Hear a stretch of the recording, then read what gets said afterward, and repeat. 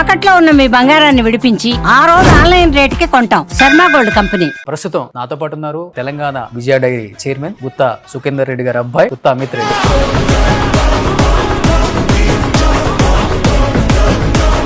Love మ్యారేజా? Love stories ఏం లేవా సార్? అసలు కిడ్స్ ఏం చేస్తారు? ఇద్దరు బాబులు. పెద్ద బాబు 9th క్లాస్ చదువుతున్నాడు, హాస్టల్లో ఉన్నాడు. చిన్న బాబు 8th క్లాస్ చదువుతున్నాడు, వాడు రేవంత్ రెడ్డి గారికి చుట్టమే కదండి. రిలేటివ్. ఏంటి మీకు బాబాయ్ అవుతారా మామయ్య అవుతారా? వరుసకి బాబాయ్. బాబాయ్ అనే పిలుస్తారా సీఎం గారు అంటారా? సార్ అని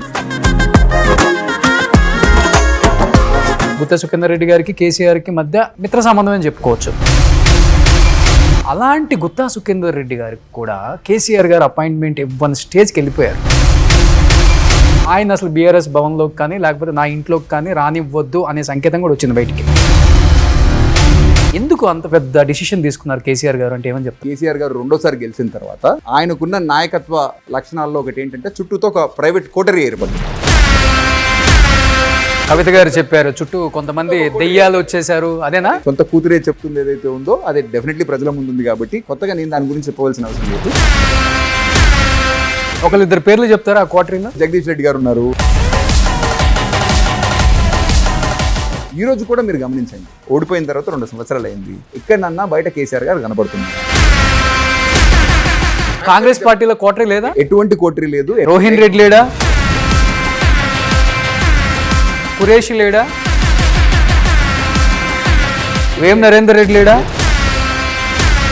కోమటిరెడ్డి మినిస్టర్ తమ్ముడు రాజగోపాల్ రెడ్డి రీసెంట్ గా ఒక జర్నలిస్ట్ తో ఒక చిన్న ఆడియో క్లిప్ బయటికి రిలీజ్ అయింది, చూసారా? రేవంత్ రెడ్డి గట్టిగా అట్లా మాట్లాడతాను అనుకుంటుండు, ముఖ్యమంత్రిగా బలపడతా అనుకుంటుండు. ఆయన బలపడుతుండు, మా కాంగ్రెస్ పార్టీ అధిష్టానాన్ని, మా కాంగ్రెస్ పార్టీని బలహీనపరుస్తుండు, మా అందరిని అవమానిస్తుండు, మా కాంగ్రెస్ పార్టీ అధిష్టానాన్ని అవమానిస్తుండు అట్లా మాట్లాడి. ఆయన అంతగా బయటపడాల్సిన అవసరం ఏముంది అసలు? మరి రాజగోపాల్ రెడ్డి గారు యాజ్ ఎ సీనియర్ నాయకుడిగా కాంగ్రెస్ పార్టీకి ఇంతకుముందు చాలా సేవ చేసిన నాయకుడిగా, ఒక ఎమ్మెల్యేగా మంత్రి పదవి అనేది నాకు ఒక ఎలివేషన్ వస్తుంది. అది సొంత మీ జిల్లా మినిస్టరే ఓపెన్ అయ్యి చెప్పారు కదా. ఆ మధ్యలో 2 రిలీజ్ కానీ నిన్నగాక మొన్న ఒక రిలీజ్ కానీ రేపు రిలీజ్ కాబోయే కాదు, నా దగ్గరికి ఫైల్ రాలేదు. ఆ 2 సినిమాలు కూడా నేను ఎట్టి పరిస్థితి అప్లికేషన్ పెట్టుకోవచ్చు, నన్ను కలవద్దని చెప్పినా నన్ను ఎవరు కలవడే కలుస్తలేరు. ఒక సినిమాటోగ్రఫీ మంత్రి మినిస్టర్ మీడియా ముఖంగా చెప్పినప్పుడు ఎంత గ్యాప్ ఉంది కాంగ్రెస్ పార్టీలో మంత్రులకి ముఖ్యమంత్రికి అనేది కనపడుతుంది కదా. మీ ఒక రీల్ బాగా ట్రోల్ చేశారు కావాలని. 20 గడిచిన 15-20 సంవత్సరాలు ఒక లెక్క, ఇక్కడ నుంచి ఒక లెక్క. ఆడి కొడుకొచ్చాడని చెప్పు. పాపం వాళ్ళు వెళ్ళి ఆ పార్టీ వాళ్ళకి చెప్పొచ్చేలోపు మీరు కండవ మార్చుకొని ఈ పార్టీలోకి జాయిన్ అయ్యారు. కొంచెం కామెడీ కనిపించలేదు సార్ అది? ఇంతకుముందు ఇంటర్వ్యూలలో కూడా చెప్పారు రెగ్యులైజేషన్ మనం చేసుకోవచ్చు. వాళ్ళు అమాయకంగా కొనుక్కున్నారు, దాంట్లో కట్టుకున్నారు. ఒకవేళ అనుమతులు లేవనుకోండి, రెగ్యులరైజ్ చేయడానికి you have a certain rules and regulations. Criminal వేస్ట్గా మొత్తం ఉన్న బలంగా నేలమట్టం చేయాల్సిన అవసరం ఉందా సార్? ముఖ్యమంత్రి గారు హైడ్రా పెడితే ప్రభుత్వ భూములను కాపాడాలా? Telangana Vijaya dairy is different and Andhra is different. But అక్కడ నుంచి ప్యాకెట్లు వస్తే మటుకు యాక్సెప్ట్ చేయరు ఎందుకు తెలంగాణ డైరీ? ఆంధ్రాకి సంబంధించిన విజయ ఏదైతే ఉందో, ఆంధ్రప్రదేశ్ పాడి పరిశ్రమాభివృద్ధి సంస్థ ఏదైతే ఉందో, వాళ్ళ విజయ పేరుని బయట ప్రైవేట్ గా లైసెన్సింగ్ కోసం అని చెప్పేసి ఇస్తా ఉంది. ఇప్పుడు గుజరాత్ లోనో మహారాష్ట్రలోనో ఘీ ప్యాక్ చేస్తా ఉన్నారు, పేరు మటుకు విజయానే ఉంటది. మీరు ప్యాకెట్ వెనకాల తిప్పి చూస్తే అది కన్నన్ డైరీ లేకపోతే ఇంకెక్కడో డైరీలో ప్యాక్ అయి ఉంటుంది. పుట్టి విజయ పేర్ల మీద మటుకు ఎవరైనా పాలు కానీ పెరుగు కానీ అమ్మితే మటుకు అది 100% ప్రైవేట్ డైరీలో ప్రొక్యూర్ అవుతున్నటువంటి ప్రైవేట్ పాలు. మాకు విజయ తెలంగాణకు ఒక మార్కెట్లో ఒక చెడ్డ పేరు కూడా ఉంది, ఏంటంటే మా పాలు తొందరగా పగిలిపోతాయండి. న్యాచురల్ది ఏదున్నా చెడిపోతుందండి. ఎప్పుడైతే కెమికల్ కలుపుతామో పాలు ఒక 24 గంటలు చెడిపోకుండా ఉన్నాయి, ఫ్రిడ్జ్ లో పెట్టలేకపోయినా అంటే దాని అర్థం ఖచ్చితంగా దాంట్లో ఏదో కలిసిందని 100%. Hi hello, welcome to Suman TV. నేను మీ రోషన్. సో ప్రస్తుతం నాతో పాటు ఉన్నారు, అంటే తమ్నైల్లో ఆయన ఫోటో చూసి హాలీవుడ్ బాలీవుడ్ హీరో అనుకోవద్దండి. So Telangana Vijaya dairy chairman Gutha Sukhender Reddy గారి అబ్బాయి గుత్తా అమిత్ రెడ్డి. నమస్తే అమిత్ గారు. నమస్కారం గారు, బాగున్నారా? బాగున్నాను. చూడటానికి ఏమో చాలా సాఫ్ట్, మంచి ఫెయిర్, కానీ పాలిటిక్స్లో ఎంత ఫెయిర్ ఉండదు. ఎప్పటికప్పుడు మనం ఎంత ఎదగాలని ట్రై చేస్తుంటే అంత తొక్కాలని చూస్తుంటారు. సో ఇక్కడ నీళ్ళు బాగా పడ్డాయా, లేకపోతే ఏంట్రా బాబు ఇలా ఉంది రాజకీయం, అనవసరంగా వచ్చాము అనిపిస్తుందా? ఎందుకంటే రాగానే మళ్ళీ కండం మార్చారు. రాజకీయంగా ప్రజల అవసరాలు దానికి అనుగుణంగా మనం కూడా కొంచెం మారుతూ ఉండాలా. సో ఇన్ని రోజులు నేను ఉన్నటువంటి వ్యాపారం కానీ, నేను చేసినటువంటి పనులు కానీ, నేను చదువుకున్న చదువు కానీ, ఓకే, ఇప్పుడు చేస్తున్నటువంటి పనికి కానీ చిన్న చిన్న తేడాలు ఉండొచ్చు. కానీ సమాజంలో మార్పు అనేది సహజం కదా. జనరలీ పరిస్థితులకు తగ్గట్టుగా, వాతావరణానికి తగ్గట్టుగా మనం కూడా మార్పు చేసుకుంటూ పోతేనే మనకు మనుగడ. ఓకే, ఎందుకంటే వ్యక్తిత్వం కానీ లేకపోతే అదర్వైజ్ కూడా ప్రజల అవసరాల రీత్యా లేకపోతే మనం ఉన్న ఫీల్డ్ రీత్యా వ్యాపారం కూడా సాఫ్ట్గా ఉంటే చేస్తే అయ్యేది కాదు. కాబట్టి వ్యాపారం మెలకువలు కానీ లేకపోతే ఏ పని చేసినా చిత్తశుద్ధితో చేసే అలవాటు ఉంది. కాబట్టి రాజకీయం కానీ ప్రజాసేవ కానీ ఒకసారి దాంట్లో దిగిన తర్వాత దానికి ప్రజల అవసరాల రీత్యా లేకపోతే రాజకీయ అవసరాల రీత్యా ఏ విధంగా మనం మార్చుకుంటూ ముందరికి పోతే మన రాజకీయ మనుగడ ఉంటుందో దానికి తగ్గట్టుగానే పనిచేసుకుంటూ పోతాం తప్ప మరొకటి కాదు. ఓకే, అంటే గుత్తా ఫ్యామిలీ ఏ పార్టీలో ఉన్నా కానీ పదవులు మాత్రం వాళ్ళ ఇంటికి వెతుక్కుంటూ వస్తానే ఉంటాయి అంటుంటారు. దానికి ఉదాహరణ మళ్ళీ మీరు మొన్న కాంగ్రెస్లో రాగానే డైరీ చైర్మన్ అనౌన్స్ చేయడం అనేది చాలా పెద్ద ఎత్తున కూడా ఒక పక్కన యాంటీగా కూడా ట్రోల్స్ చేశారు, అంటే మేమే ట్రోల్ చేశారు అండ్ కొంతమంది పాజిటివ్గా కూడా ట్రోల్ చేశారు. ఎందుకంటే నల్గొండ జిల్లాలో ఉద్దండలు ఉన్నారు, సీనియర్ నాయకులు, మీ నాన్నగారితో పాటు చాలామంది. జూనియర్లకి అంత ప్లేస్ ఇవ్వరు. చెప్పాలంటే అనగదొక్కే ప్రయత్నము లేకపోతే ఎరగనీయకుండా చేసే ప్రతిదీ జరుగుతుంటుంది అక్కడ. రాజకీయం అలా ఉంటుంది. కానీ మీరు రాగానే అనౌన్స్ చేసేటప్పటికి ఏంటి అసలు అంత రేవంత్ రెడ్డికి మీకున్న అనుబంధమా, లేకపోతే మీ నాన్నగారు గేమ్ ఆడితే చైర్మన్ అయ్యారా, ఏం జరిగింది అసలు? అంటే లేదండి, రాజకీయంగా మీరు అన్నట్టు నల్గొండ జిల్లాలో మొదటి నుంచి కూడా బాగా రాజకీయ చైతన్యం ఎక్కువ ప్రజలకు కానీ అదర్వైజ్ కూడా. ఎందుకంటే మొదటి నుంచి కూడా ఉద్యమాలకు పెట్టింది పేరు. కమ్యూనిస్టు సాయుధ రైతాంగ పోరాటం అయితేనేమి లేకపోతే కమ్యూనిస్టు ఉద్యమాలు అయితేనేమి, ఓకే, కాంగ్రెస్ పార్టీకి కమ్యూనిస్ట్ పార్టీల మధ్యలో జరిగిన పోరాటాలు అయితేనేమి, అనేక విధాలుగా ప్రజలకు రాజకీయ చైతన్యం ఎక్కువ. దానివల్ల లీడర్షిప్ కూడా, క్వాలిటీస్ కూడా ప్రతి ఒక్కరికి కూడా ఎక్కువ. దానివల్ల మీరు కాంగ్రెస్ పార్టీలో తీసుకుంటే మంచి ఉద్దండులు అయినటువంటి నాయకత్వం కాంగ్రెస్ పార్టీకి నల్గొండ జిల్లాలో ఉంది. ఈరోజు రాష్ట్ర వ్యాప్తంగా చూసుకున్నాను కూడా సరే, కాంగ్రెస్ పార్టీ మూలాలు కానీ కార్యకర్తల బలం కానీ అన్నీ కూడా చాలా పకడ్బందీగా ఉన్న జిల్లా ఏదన్నా ఉందంటే అది నల్గొండ జిల్లా. మీరు అన్నట్టు సరే, మా కుటుంబానికి ఉన్న నేపథ్యం అంటే నాన్న వార్డు స్థాయి నుంచి, అంటే మా ఉరుమడ్ల మా స్వగ్రామానికి సంబంధించినంత వరకు ఒక వార్డు మెంబర్ నుంచి మొదలు పెట్టుకుంటే ఈరోజు రాష్ట్రానికి సంబంధించిన శాసన మండలి చైర్మన్గా ఎదిగేదానికి తన కష్టం కానీ ప్రజలతో తను మమేకమై చేసిన పనుల గురించి బేస్ చేసుకొని రాజకీయ పార్టీలు అవకాశాలు కల్పించినాయి. సో మొదటి నుంచి కూడా తన రాజకీయ ఆరంగేట్రం ఒకవేళ స్టార్టింగ్ స్టేజెస్లో స్టూడెంట్ పాలిటిక్స్ నుంచి వచ్చారు. తర్వాత సబ్సిక్వెంట్గా ఎన్టీ రామారావు గారు టీడీపీ పెట్టినప్పుడు అప్పటి నుంచి 83-84 నుంచి టీడీపీలోనే ఉండడం జరిగింది. 2009 సంవత్సరం వరకు టీడీపీలో ఉన్నారు. ఆల్మోస్ట్ సుమారు నేను అనుకుంటా 25 నుంచి 30 సంవత్సరాల పాటు టీడీపీలోనే ఉండడం జరిగింది. టీడీపీ కూడా రాజకీయంగా మంచి అవకాశాలు, ఎన్టీ రామారావు గారు నాన్నని ఆ రోజు ఉన్నటువంటి ఆంధ్రప్రదేశ్ పాడి పరిశ్రమ సంస్థకు చైర్మన్గా బాధ్యతలు ఇవ్వడం జరిగింది. సబ్సిక్వెంట్గా ఎంపీగా కూడా టీడీపీలో గెలవడం జరిగింది. ప్రజలతో మమేకమై పనిచేసుకుంటూ ముందలు పోవడం జరిగింది. దానివల్ల పరిస్థితులు కొద్దిగా మార్పు చేర్పులు ఆనాటి 2009 సంవత్సరంలో టీడీపీ నాయకత్వానికి నాన్నకి మధ్యలో కొద్దిగా గ్యాప్ రావడం వల్ల ఆ రోజు కాంగ్రెస్ పార్టీలోకి రావడం. ఆ కాంగ్రెస్ పార్టీలోకి రావడం కూడా రాజశేఖర రెడ్డి గారు నాన్నకున్న పనితనాన్ని దృష్టిలో పెట్టుకొని, ప్రజలతో తనకున్న సంబంధాలను దృష్టిలో పెట్టుకొని రాగానే పెద్ద మనసుతోటి నాన్నకు కూడా ఒక ఎంపీగా అవకాశం ఇవ్వడం జరిగింది. 2 పర్యాలు కాంగ్రెస్ నుంచి కూడా ఎంపీగా గెలవడం జరిగింది. తర్వాత సబ్సిక్వెంట్గా కూడా కొన్ని మార్పు చర్యల వల్ల, కొన్ని అనివార్య కారణాల వల్ల బీఆర్ఎస్కి పోవడం, మళ్ళీ బీఆర్ఎస్కి దూరం కావడం కూడా జరిగింది. దీనికి ఏదో పదవుల రీత్యా మేము నిర్ణయాలు తీసుకున్నాం అని చెప్పేసి అయితే అది వాస్తవం కాదు. కొన్ని కారణాలు, కొన్ని సార్లు అనివార్య కారణాల వల్ల జిల్లాలో ఉన్నటువంటి గ్రూప్ తగాదాలు అనుకోండి, బీఆర్ఎస్ పార్టీలో నాన్నగారికి కానీ లేకపోతే మిగతా లీడర్షిప్కి కొంచెం గ్యాప్ రావడం,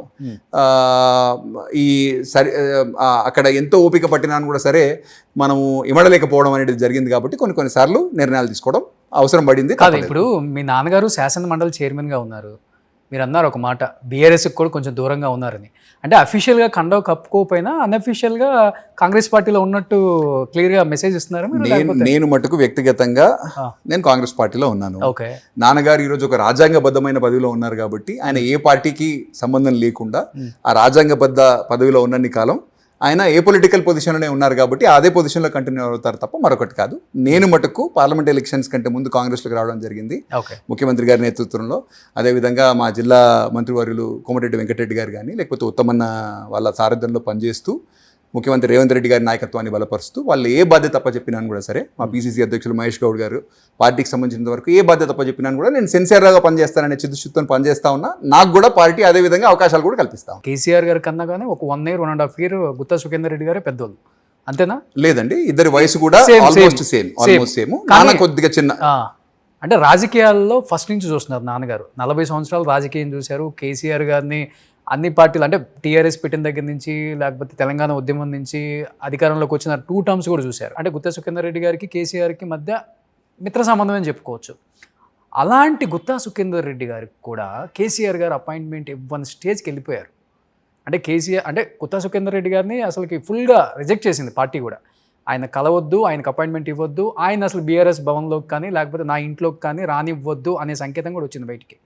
ఎందుకు అంత పెద్ద డిసిషన్ తీసుకున్నారు కేసీఆర్ గారు అంటే ఏమని చెప్తారు? అంటే మీరు అనుకున్న దాంట్లో నాన్నగారి మీద వ్యక్తిగతంగా వాళ్ళు దూరం చేశారు, ఆర్ కేసీఆర్ గారు బీఆర్ఎస్ పార్టీ ఆఫీస్కో లేకపోతే ప్రజాభవన్కో అంటే ఆ రోజు ఉన్నటువంటి ప్రగతి భవన్కో పోకుండా నియంత్రణ వ్యవస్థ ఏదో మనొక్కళ్ళ మీద ఆర్ నాన్నగారి మీద ఒక్కళ్ళ మీదే ఉందని చెప్పేసి అయితే నేను అనుకోవట్లేదండి. ఆ రోజు ఉన్నటువంటి రాజకీయ వాతావరణంలో కేసీఆర్ గారు 2వ సారి గెలిచిన తర్వాత ఆయనకున్న నాయకత్వ లక్షణాల్లో ఒకటి ఏంటంటే చుట్టూతో ఒక ప్రైవేట్ కోటరీ ఏర్పడ్డది. ఆ కోటరీకి సంబంధించినంత వరకు కవిత గారు చెప్పారు చుట్టూ కొంతమంది దయ్యాలు వచ్చేసారు. అది దయ్యాలా ఇంకేదన్నా అనేది నేను చెప్పలేను. సొంత కూతురే చెప్తుంది ఏదైతే ఉందో అది డెఫినెట్లీ ప్రజల ముందు ఉంది కాబట్టి కొత్తగా నేను దాని గురించి చెప్పవలసిన అవసరం లేదు. కానీ ఒక కోటరీ ఏర్పడ్డది. ఆ కోటరీ ఏర్పడిన తర్వాత కేసీఆర్ గారిని వాళ్ళు ఎప్పుడు కూడా బయట వాళ్ళతోని బయట నాయకత్వంతోని లేకపోతే జిల్లాకున్న నాయకులతోని కానీ కలవాలన్నా వాళ్ళు ఒక ఫిల్టర్ లాగా పనిచేసేదాన్ని. ఆ ఫిల్టర్ దాటుకొని కేసీఆర్ గారిని కలవాలంటే కొంచెం కష్టసాధ్యం అయ్యే పని కాబట్టి 2 పేర్లు చెప్తారా ఆ కోటరీలో? ఆ కోటరీలో అంటే మీకు మీడియాలో అందరి ముందు కనబడే కోటరీ మా జిల్లాలో ఇప్పుడు జగదీష్ రెడ్డి గారు ఉన్నారు. జగదీష్ రెడ్డి గారు న్యాచురల్లీ మా జిల్లాకు సంబంధించిన బీఆర్ఎస్ కి సంబంధించిన ఈ రోజు ఉన్నటువంటి నాయకులు కానీ లేకపోతే ఆ రోజు ఉన్నటువంటి ఎమ్మెల్యేలు కానీ ఎవరు కూడా కేసీఆర్ గారిని కలవాలంటే జగదీష్ రెడ్డి గారు త్రూనే కలవాలి. ఆర్ ఆ రోజు ఉన్నటువంటి ఇప్పుడు సంతోష్ గారు ఉన్నారు, సంతోష్ గారిని త్రూ కూడా నే కలవాలి తప్ప అదర్వైజ్ కేసీఆర్ గారిని డైరెక్ట్ కలిసే అవకాశం కానీ లేకపోతే అది వీలు లేకుండా ఉన్నటువంటి పరిస్థితి.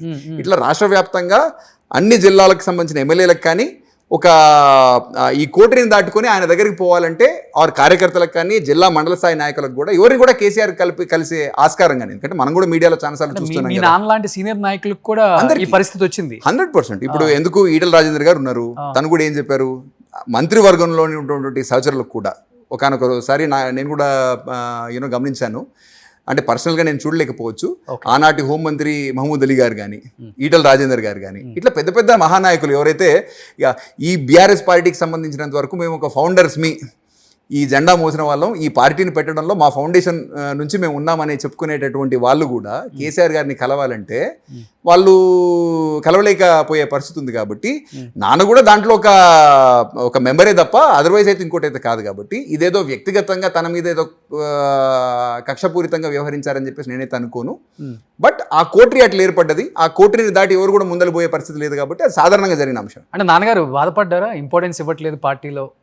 అంటే డెఫినెట్లీ మనం కలుద్దామనే ప్రయత్నం చేసినప్పుడు మనం ఒక పార్టీలో పనిచేస్తున్నప్పుడు సీనియర్ నాయకుడిగా సుఖేందర్ రెడ్డి గారు ఉన్నప్పుడు, ఒక కౌన్సిల్ చైర్మన్గా సుఖేందర్ రెడ్డి గారు ఉన్నప్పుడు పార్టీకి సంబంధించిన నాయకత్వాన్ని కలుద్దామనే ప్రయత్నం చేసినప్పుడు కలవడం అనేది ఏ నాయకుడు, ఎందుకంటే ఒక రాజకీయం కానీ లేకపోతే ఏ నాయకుడికైనా ప్రజలతో సంబంధం లేకపోతే ప్రజలు ఏం కావాలని కోరుకుంటున్నారో వాళ్ళ అవసరాలు ఏంటి అనేది ఎట్లా తెలుస్తుంది? ఎందుకంటే ఆయన ప్రజల్లో నుంచి పుట్టిన నాయకుడు మళ్ళీ కరెక్టే. మరి అట్లాంటి ఆయన రాష్ట్రానికి సంబంధించిన ఒక నేతగా ఆవిర్భవించిన తర్వాత ఒక ఉద్యమ నాయకుడిగా ఉన్నటువంటి కేసీఆర్ గారు ప్రజలతోని సంబంధాలు ఎప్పుడైతే తెంచుకుంటారో అప్పుడు ఆటోమేటికలీ తన ఇంకా అక్కడి నుంచి పతనమే కదా.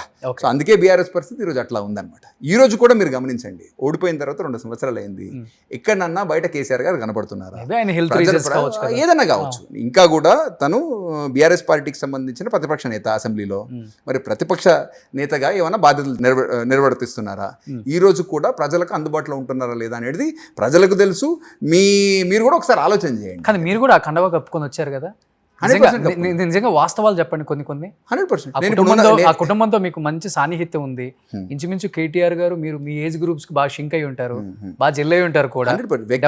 వ్యక్తిగతంగా నేను కేటీఆర్ గారితో కలిసి పనిచేశాను, హరీష్ రావు గారితో కలిసి పనిచేశాను, వాళ్ళతో నాకు సాన్నిహిత్యం ఉండింది. సరే ఇప్పుడంటే గడిచిన 2 సంవత్సరాలుగా నేను కాంగ్రెస్ పార్టీకి వచ్చిన తర్వాత కలవడాలు కానీ లేకపోతే ఆ గ్యాప్ ఏర్పడ్డది అనుకోండి. బట్ బీఆర్ఎస్ పార్టీలో ఉన్నప్పుడు డెఫినెట్లీ వాళ్ళతో క్లోజ్గానే మూవ్ అయ్యాను. 100% వాళ్ళ వ్యక్తిగతంగా మంచి చెడ్డ ఏంటి సంగతి, ఎవరి క్యారెక్టర్ ఏంటి అనేది అన్ని కూడా నేను తెలిసిన వాడిగానే ఉన్నాను తప్ప ఇంకోటి కాదు. కానీ మీరు కొన్ని సందర్భాల్లో మాట్లాడారు, పదవులు ముఖ్యం కాదు, ప్రజాసేవే నా లక్ష్యం అన్నారు. మరి కొంచెం వెయిట్ చేయొచ్చు కదా. 28లో నాకు సీట్ వస్తుందేమో బీఆర్ఎస్ నుంచి, ఇదే పార్టీ నుంచి కంటెస్ట్ చేస్తాను, కంటెస్ట్ చేయకపోయినా కానీ ప్రజాసేవ లక్ష్యం, ఈ పార్టీలోనే ఉందాం అనుకోలేదు కదా మీరు. కండవ మార్చుకున్నారు, పదవి తీసుకున్నారు. మీకు వాళ్ళకి తేడా ఏంటి? ఇంకా మిగతా వాళ్ళకి నాకు తేడా ఉందని చెప్పేసి నేనేం చెప్పట్లేదండి. నేను కూడా రాజకీయాల్లోకి వచ్చిన తర్వాత రాజకీయంగా మనం ఎదగాలంటే, మనం ప్రజాసేవ చేయాలన్నా మనకు ఒక ప్లాట్ఫామ్ అవసరం. అయితే కాంగ్రెస్ పార్టీ అధికారంలోకి వచ్చిన తర్వాత నేను బీఆర్ఎస్ పార్టీలో బీఆర్ఎస్ పార్టీలో ఉన్నప్పుడు అసెంబ్లీ ఎలక్షన్స్ కంటే ముందు నేను కేటీఆర్ గారితో రెగ్యులర్గా ఇంటరాక్ట్ అవుతున్నప్పుడు కానీ, హరీష్ రావు గారితో రెగ్యులర్గా ఇంటరాక్ట్ అవుతున్నప్పుడు కానీ, మా జిల్లాలో ఎక్కడనో ఒక చోట, గెలిచే చోట అనేది కాదు, జిల్లాల్లో మీరు ఎక్కడన్నా మార్పు చేర్పులు చేసేదానికి అవకాశం ఉంటే, ఒక శాసనసభకు ఒక శాసనసభ్యుని మార్చుదాము, ఇక్కడ ఫర్ సమ్ రీజన్ పరిస్థితులు అనుకూలంగా లేవు, మీరు మార్చేదానికి అవకాశం ఉంటే అక్కడ నాకు ఒక అవకాశం కల్పించండి. ఇక్కడ అక్కడ అని చెప్పేసి నేను అడగలేదు, ఇక్కడ అక్కడ అనేసి అడగలేదు. ఎక్కడైనా కూడా సరే ఒక అవకాశం కల్పిస్తే వ్యక్తిగతంగా నేను సిద్ధంగా ఉంటాను. గెలిచినా ఓడినా పర్వాలేదు, ఒక 5 సంవత్సరాలు అక్కడ బేస్ ఎస్టాబ్లిష్ చేసి నెక్స్ట్ టైం కల్లా అన్న ఒకవేళ పొరపాటున మనం అనుకున్న ఫలితం రాకపోతే అనే మోడల్లో నేను సిద్ధమై ఉన్నాను. కాకపోతే కేసీఆర్ గారు ఒక నిర్ణయం తీసుకున్నారు, ఎక్కడ కూడా ఎమ్మెల్యేల్లో మార్పు చేర్పులు ఉండకూడదు, అన్ని చోట్ల సిట్టింగ్లకే సీట్లు అనే పాలసీ తీసుకున్న తర్వాత నాకు అవకాశం రాలేదు. రాకపోయినా పర్వాలేదు అనేసి అనుకున్నాను. తర్వాత పార్లమెంట్ ఎన్నికలకు కూడా కేటీఆర్ గారు కానీ, హరీష్ రావు గారు కానీ, అమిత్ మీరు ప్రిపేర్ అయ్యి ఉండండి అని చెప్పేసి చెప్పడం జరిగింది. నేను కూడా దానికి తగ్గట్టుగా ప్రిపేర్ అయ్యి ఆ ప్రయత్నంలో భాగంగానే నేను కూడా యాక్టివ్గానే పనిచేయడం స్టార్ట్ అయింది. ఇది 2024 జనవరి కానీ ఫిబ్రవరి కానీ. కానీ మా జిల్లాలో మాకున్నటువంటి ఏవైతే ఇంటర్నల్గా ఉన్నటువంటి గ్రూప్ పంచాయతీలు అనుకోండి, జగదీష్ రెడ్డి గారికి మాకున్నటువంటి గ్యాప్ వల్ల కొద్దిగా అక్కడక్కడ వాళ్ళు సపోర్ట్ చేయకపోవడము. ఎందుకంటే పార్లమెంట్ మెంబర్ అనగానే మనం అంతా ఎమ్మెల్యేస్ ఆర్ కాంటెస్టెడ్ ఎమ్మెల్యేస్తో కలిసి పనిచేయవలసింది. సో ఆ అవసరం ఉంటుంది. కలిసి పనిచేయకుండా, ఆ యూనిటీ లేకుండా మనం ఊరికేనే పోయి ఎంపీలాగా నిలబడ్డా పెద్దగా అడ్వాంటేజ్ ఉండదన్నమాట. అందరినీ కూడా ఆ సందర్భంగా ఇంక్లూడింగ్ జగదీష్ రెడ్డి గారితో సహా ఉన్నటువంటి అందరూ, అంటే కాంటెస్ట్ చేసిన ఎమ్మెల్యేస్ కానీ, లేకపోతే గెలిచింది ఒక జగదీష్ రెడ్డి గారు కాబట్టి తనను కానీ పర్సనల్గా అందరినీ కలిపి ఒక కన్సెన్సస్ తీసుకొచ్చే ప్రయత్నం అయితే చేశాను. కాకపోతే పార్టీ కరెక్ట్ టైంలో నిర్ణయం తీసుకోలేదు. జనవరి మొత్తం వెయిట్ చేసిన, ఫిబ్రవరి మొత్తం వెయిట్ చేసిన, మార్చి మాసంలో ఇంకా ఏప్రిల్లో ఎన్నిక వచ్చేస్తుంది అని అనుకున్నప్పుడు ఆ 1 month టైమే, ఇంకో 4 weeks టైమే ఉంది. మా మధ్యలోనే మాకు అండర్స్టాండింగ్ లేదు. జనవరి మాసంలో పార్టీ రాష్ట్ర వ్యాప్తంగా, ఆ రోజున్నటువంటి బీఆర్ఎస్ పార్టీ రాష్ట్ర వ్యాప్తంగా కార్యకర్తలతో సమావేశాలు పెట్టుకుంటా ఉన్నది తప్ప ఎప్పుడు కూడా తొందరలో మనం ఇప్పుడు కొంచెం ఇబ్బందికరమైన పరిస్థితుల్లో ఉన్నాము, ఎంపీ క్యాండిడేట్ను తొందరగా డిసైడ్ చేస్తే వాళ్ళు ఫీల్డ్ మీదకి వెళ్ళి పనిచేసుకుంటారనే ఆలోచన పార్టీ చేయాల. ఏప్రిల్లో ఎన్నిక వస్తుందనే మన అంచనా, మార్చి వరకు ఇంకా వాళ్ళ నిర్ణయాలు తీసుకోకపోయేసరికి ఆటోమేటికలీ ఇప్పుడు పోటీ చేసినా లాభం లేదనే పరిస్థితికి జనరలీ అందరూ వచ్చారు.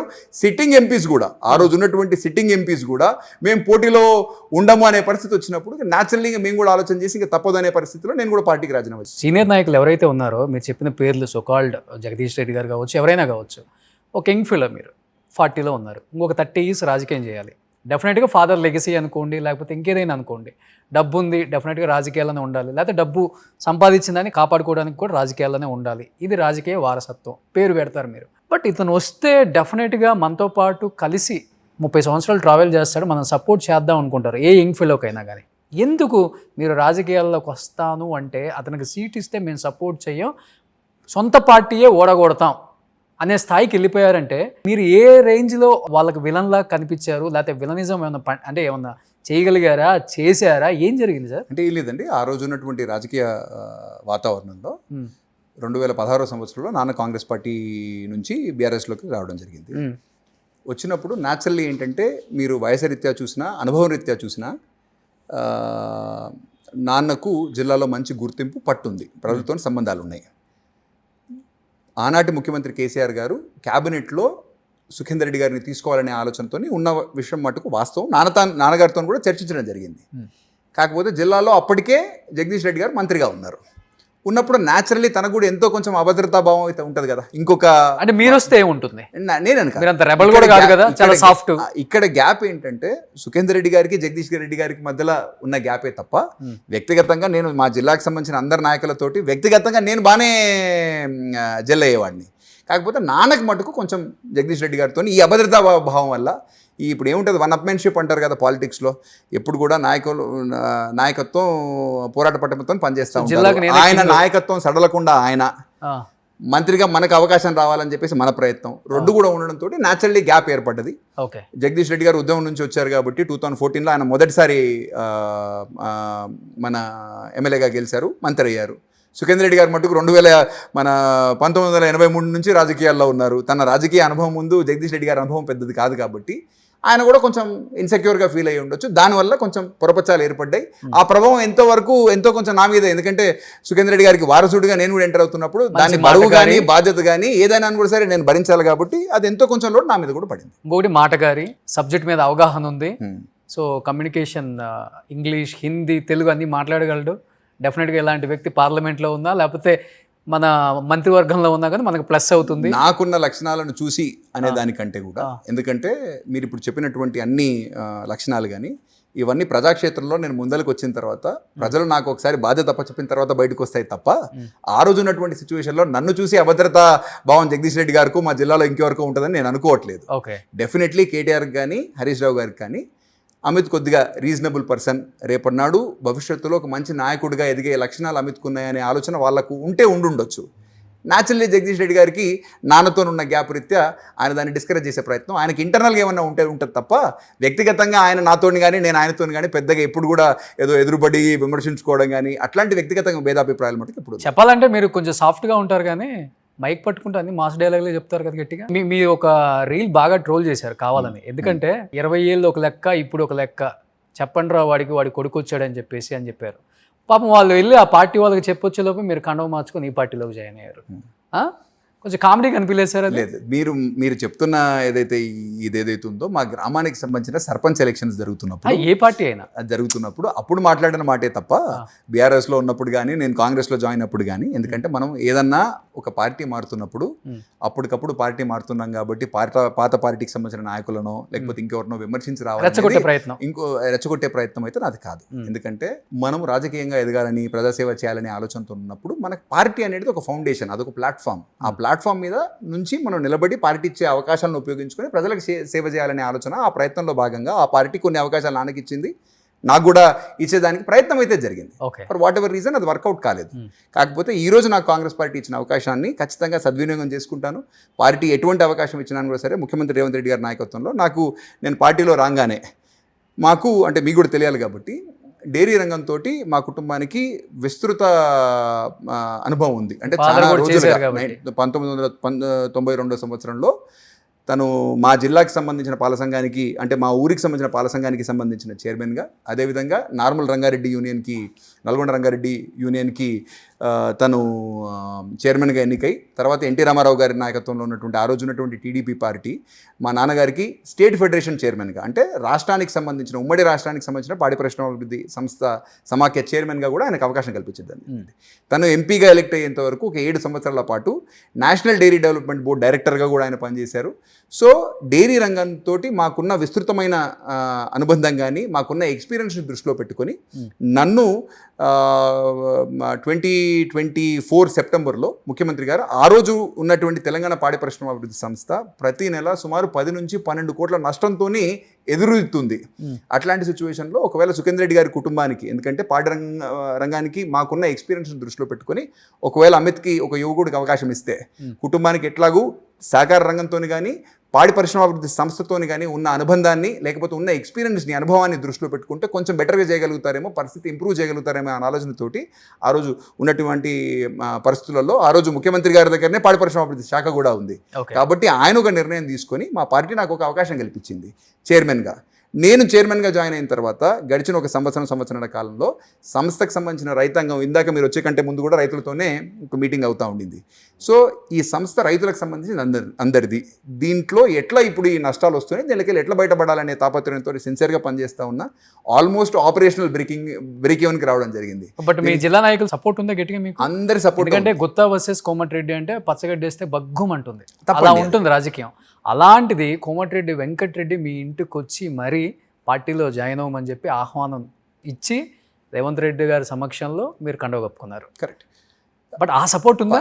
పచ్చ గడ్డేస్తే బగ్గం అంటూ ఉంటుంది అని చెప్పేది అది వాస్తవం అన్నదమ్ములకే పడతాయి కదా. అయితే 2004 సంవత్సరంలో నాన్న టీడీపీ నుంచి నల్గొండ ఎమ్మెల్యేగా పోటీ చేయడం, కాంగ్రెస్ నుంచి వెంకటరెడ్డి గారు పోటీ చేయడం, ఒకళ్ళ మీద ఒకళ్ళు పోటీ చేసుకోవడం వల్ల మీరు కొద్దిగా అట్లాంటి మీకు ఎక్కడన్నా ఎవరన్నా చెప్తే విరుండొచ్చు తప్ప 2009 సంవత్సరంలో నాన్న ఎంపీ అయిన తర్వాత వెంకటరెడ్డి గారు నాన్న ఇద్దరు కలిసి ఆ రోజు ఆయన మంత్రిగా కొన్ని రోజులు చేశారు. తర్వాత తెలంగాణ రాష్ట్ర ఆవిర్భావం కోసం అని చెప్పేసి ఆయన రాజీనామా చేయడం జరిగింది.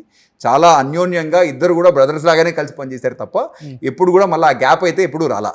సరే, పార్టీల గురించి మనం పార్టీలు వేరే పార్టీలు ఉన్నంత మాత్రాన ఒక్కొక్కసారి వ్యక్తిగతంగా మనకున్న సంబంధాలు కంటిన్యూ అవుతాయి తప్ప పార్టీ ప్రకారం మనం పాలసీని దృష్టిలో పెట్టుకొని మాట్లాడవచ్చు తప్ప అదర్వైజ్ మీరు అన్నట్టు పచ్చిగడ్డి వేస్తే బగ్గం ఉంటుందనే పరిస్థితి అయితే లేదు.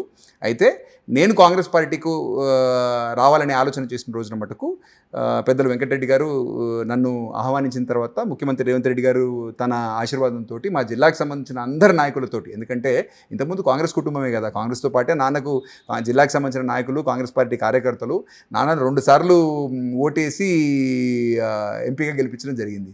కాబట్టి కాంగ్రెస్ కార్యకర్తలకు ఎప్పుడు కూడా రుణపడి ఉంటాం. పెద్ద మనసు చేసుకొని మమ్మల్ని మళ్ళొకసారి వెల్కమ్ చేసినారు, నన్ను వెల్కమ్ చేసినారు.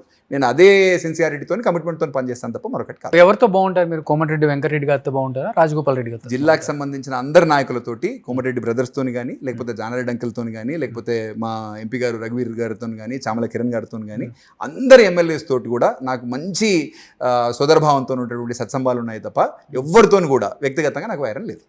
ఇప్పుడు జానారెడ్డి గారి కొడుకులకి ఎక్కువ ఇంపార్టెన్స్ ఇస్తారు రేవంత్ రెడ్డి గారు అంటుంటారు కదా, రఘువీర్కి కానీ జయవీర్కి కానీ. అంటే ఏంటి, జానారెడ్డి గారి కొడుకులు కాబట్టి, సీనియర్ లీడర్ కొడుకులు కాబట్టి, లేకపోతే చిన్నప్పటి నుంచే వాళ్ళతో కలిసి పెరిగిన బాండింగ్ ఏదో ఉందని చెప్తున్నారు? రెండు కూడా. అంటే మొదటి నుంచి కూడా రేవంత్ రెడ్డి గారు రాజకీయాల్లోకి రాకంటే ముందు నుంచి కూడా జానారెడ్డి అంకుల్తో కానీ, లేకపోతే పర్సనల్గా తన కుమారులతో కానీ మొదటి నుంచి కూడా ముఖ్యమంత్రి గారికి పర్సనల్గా వ్యక్తిగత సంబంధాలు బాగున్నాయి. కాబట్టి 100% ఈరోజు పాలిటిక్స్లో కలిసి పనిచేస్తున్నారు. జానారెడ్డి గారు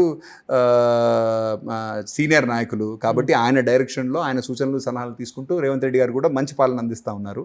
ఆయన ప్రభుత్వంలో ఎంపీగా మా రఘువీర్ గారు ఉన్నారు, ఎమ్మెల్యేగా జయవీర్ గారు ఉన్నారు. కాబట్టి మంచి బాండింగ్తో అందరం పనిచేస్తున్నాం తప్ప మరొకటి కాదు. మీరు ఒక మాట చెప్పారు, బీఆర్ఎస్లో ఉన్నప్పుడు జగదీష్ రెడ్డి దగ్గరికి వెళ్తే కేసీఆర్ని కలవచ్చు అన్నారు, బాగుంది. బట్ కాంగ్రెస్లో కూడా మీ జిల్లాలో రఘువీర్కో జయవీర్కో చెప్తేనే రేవంత్ రెడ్డిని కలవాలి, లేకపోతే కలిసే అవకాశం ఉండదు, అంత సీన్ ఉండదు, ఆ కాంపౌండ్ దొక్కాలంటే ఈ కాంపౌండ్ దొక్కాలని చెప్తారు. నిజమా అది? పొరపాటండి. మనము మా జిల్లాకు సంబంధించిన ఏ నాయకులైనా కూడా సరే, జిల్లా స్థాయి కానీ మండల స్థాయి నాయకులు కానీ, జానారెడ్డి గారికి ఉన్న అనుభవం కానీ, లేకపోతే ఆయనకి రాజకీయాల్లో ఉన్నటువంటి అసోసియేషన్, కాంగ్రెస్ పార్టీతో ఏదైతే అసోసియేషన్ ఏదైతే ఉందో అది 30-35 సంవత్సరాల పైచిలుక అసోసియేషన్ జానారెడ్డి గారితో ఉంది.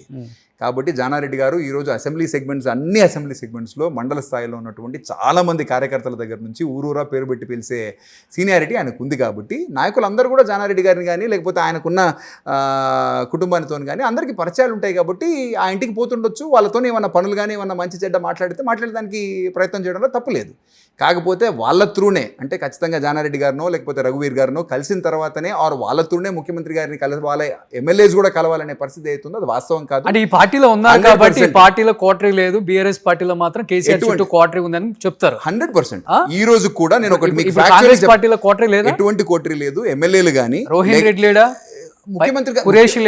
ముఖ్యమంత్రి గారితో నరేందర్ రెడ్డి లేదండి. వేమ నరేందర్ రెడ్డి గారు ముఖ్యమంత్రి గారికి వ్యక్తిగత సలహాదారు, ప్రభుత్వానికి సలహాదారు. మీరు రోహిణ్ రెడ్డి గారు ముఖ్యమంత్రి గారు, సంతోష్ గారు ఎంపీ అండి, రాజ్యసభ. కరెక్టేనండి. జగదీష్ రెడ్డి కూడా మినిస్టర్ అండి. కాదని చెప్పేసి నేను చెప్పట్లా. కాకపోతే ఎప్పుడైతే ముఖ్య నాయకులు వీళ్ళతోని తప్ప ఇంకెవరి కానీ వీళ్ళ త్రూ కాకుండా ఇంకెవరిని కూడా కలిసే పరిస్థితి లేనప్పుడు అప్పుడు దాన్ని కోటరీ అంటారు. ఓకే, వీళ్ళు వ్యక్తిగతంగా ముఖ్యమంత్రి గారికి రోహిన్ రెడ్డి గారు కానీ వేం నరేందర్ రెడ్డి గారు కానీ దగ్గర అయినా కూడా సరే, వ్యక్తిగతంగా జిల్లాకి సంబంధించిన వారి మండలానికి సంబంధించిన ఏ నాయకులు అన్నా కూడా సరే ముఖ్యమంత్రి గారితో డైరెక్ట్ గా కలిసే పరిస్థితి ఉన్నప్పుడు ఇంకా కోటరీ అవసరం మీ సొంత జిల్లా కోమటిరెడ్డి మినిస్టర్ తమ్ముడు రాజగోపాల్ రెడ్డి రీసెంట్ గా ఒక జర్నలిస్ట్ తో ఒక చిన్న ఆడియో క్లిప్ బయటికి రిలీజ్ అయింది, చూసారా? చూసాను. ఏం చెప్పారు దాంట్లో? చెప్పండి మీరే. సొంత ఆయన జిల్లాలో ఎంపీ వంశీచంద్రని గెలిపించుకోలేకపోయాడు, ఎమ్మెల్సీని గెలిపించుకోలేకపోయాడు, లోకల్ బాడీ ఎలక్షన్స్లో చాలామందిని గెలిపించుకోలేకపోయారు. తెలంగాణ మాత్రం రేవంత్ రెడ్డి వల్ల రైజ్ అవుతుంది, రైజింగ్ తెలంగాణ. లేకపోతే మిగతా ఎక్కడైతే జూబ్లీ హిల్స్ కావచ్చు అండ్ గెలిచిన చోట ఆయన ప్రతిభ, ఆయన మాట జనానికి నచ్చింది, డెవలప్మెంట్ ఉంది, రేవంత్ రెడ్డిని ఇష్టపడుతున్నారు. కాబట్టి అంటే ఈరోజు కాంగ్రెస్ అంటే రేవంత్ రెడ్డి, రేవంత్ రెడ్డి అంటే కాంగ్రెస్ అనే స్థాయికి ఆయన తీసుకొచ్చారు. అంటే నేనే రాజు నేనే మంత్రి అనేది కూడా ఈ మధ్య బాగా ట్రోల్ అయిపోయింది. మీరు చూసారో లేదో? అంటే మీ జిల్లా అదే పార్టీ అదే ఎమ్మెల్యే, ఆయన అంతగా బయటపడాల్సిన అవసరం ఏముంది అసలు? ఏం లేదు రోషన్ గారు, మీరు ఆలోచన చేయాల్సింది, రాజగోపాల్ రెడ్డి గారు కాంగ్రెస్ పార్టీకి సంబంధించిన శాసనసభ సభ్యులు, వ్యక్తిగతంగా కూడా నాకు దగ్గర. నేను తనను నా బిగ్ బ్రదర్గా భావిస్తా, తను ఇచ్చే సలహాలు సూచనలు కూడా నేను వ్యక్తిగతంగా స్వీకరిస్తాను. అయితే మీరు చెప్పినటువంటి పదాలు కానీ మీరు చెబుతున్నటువంటి అంశాలు కానీ ఆయన మాట్లాడినట్టుగా నేనైతే చూడలేదు. అయితే నేను చూసింది ఏంటి, జిల్లాకు ఇంకొక మంత్రి పదవి ఇవ్వడంలో తప్పు లేదు.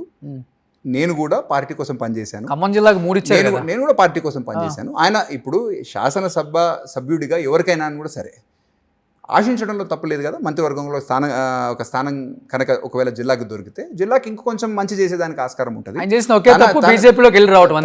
తన శాసనసభ నియోజకవర్గమైనటువంటి మునుగోడుకి కానీ ఇంకా కొంచెం బెటర్గా నిధులు తేవాలన్నా పని చేయాలన్నా కూడా సరే ఒక మంత్రి పదవి తనకి అవకాశంగా మారుతుంది అనే ఆలోచనతోటి ఇంకా కొంచెం బెటర్ సర్వీస్ చేద్దామనే ఆలోచనతో ఆయన ఆశించడంలో తప్పలేదు కదా. ఇప్పుడు మా నాన్నగారు కూడా సుఖేందర్ రెడ్డి గారు కూడా జీవితంలో ఇన్ని రోజులు రాజకీయం చేసినాము, మనం కూడా ఒకరోజు మంత్రిగా పనిచేస్తే ఆ అనుభవం కానీ ఇంకొంచెం ప్రజలకు బెటర్గా పనిచేయాలనే ఆలోచన మా నాన్నగారికి సుఖేందర్ రెడ్డి గారికి కూడా ఉన్నట్టే రాజగోపాల్ రెడ్డి గారికి కూడా ఆలోచన ఉండడంలో ఆశయం ఉండడంలో తప్పలేదు కదా. సో ఆ భావాన్ని ఆయన వ్యక్తం పరిచారు తప్ప మరొకటి కాదు. రెండో అంశం, మీరు ఇందాక అడిగినట్టు నేనే రాజు నేనే మంత్రి అనేది ఏదైతే మీడియాలో బాగా హైలైట్ అయిందో, ఆ రోజు ముఖ్యమంత్రి గారు మాట్లాడింది ఏంటి అనేది కూడా మీరు ఒకసారి ఆలోచన చేయండి. మున్సిపల్ ఎన్నికలు జరుగుతూ ఉన్నాయి. మున్సిపల్ ఎలక్షన్ అంటే ఆయన మున్సిపల్ శాఖ మంత్రిగా ఉన్నారు కాబట్టి ఈ రాష్ట్రానికి సంబంధించిన ముఖ్యమంత్రిని నేనే, మున్సిపాలిటీకి సంబంధించిన మంత్రిని కూడా నేనే కాబట్టి ఈ ఎన్నికలకు సంబంధించిన ఎట్లాంటి ఫలితాలు వచ్చినా నేనే రాజుని నేనే మంత్రిని కాబట్టి బాధ్యత నాదే అనే విధంగా ఆయన మాట్లాడినారు తప్ప దాంట్లో మీడియాలో ఏ విధంగా ప్రొజెక్ట్ అయింది, జనరల్లీ ప్రజలు ఏ విధంగా అర్థం చేసుకున్నారు అనేది ఇంకొక అంశం కావచ్చు. సొంత మినిస్టరే ఓపెన్ అయ్యి చెప్పారు కదా, సినిమా టికెట్ల విషయంలో కనీసం నన్ను కాల్ చేసి నాకు కన్సర్న్ కూడా తెలుసుకోలేదు, ఎవరు టికెట్లు పెంచారో కూడా నాకు తెలియదని ఒక సినిమాటోగ్రఫీ మంత్రి మినిస్టర్ మీడియా ముఖంగా చెప్పినప్పుడు ఎంత గ్యాప్ ఉంది కాంగ్రెస్ పార్టీలో మంత్రులకి ముఖ్యమంత్రికి అనేది కనపడుతుంది కదా. లేదండి, పొరపాటు అది 100%.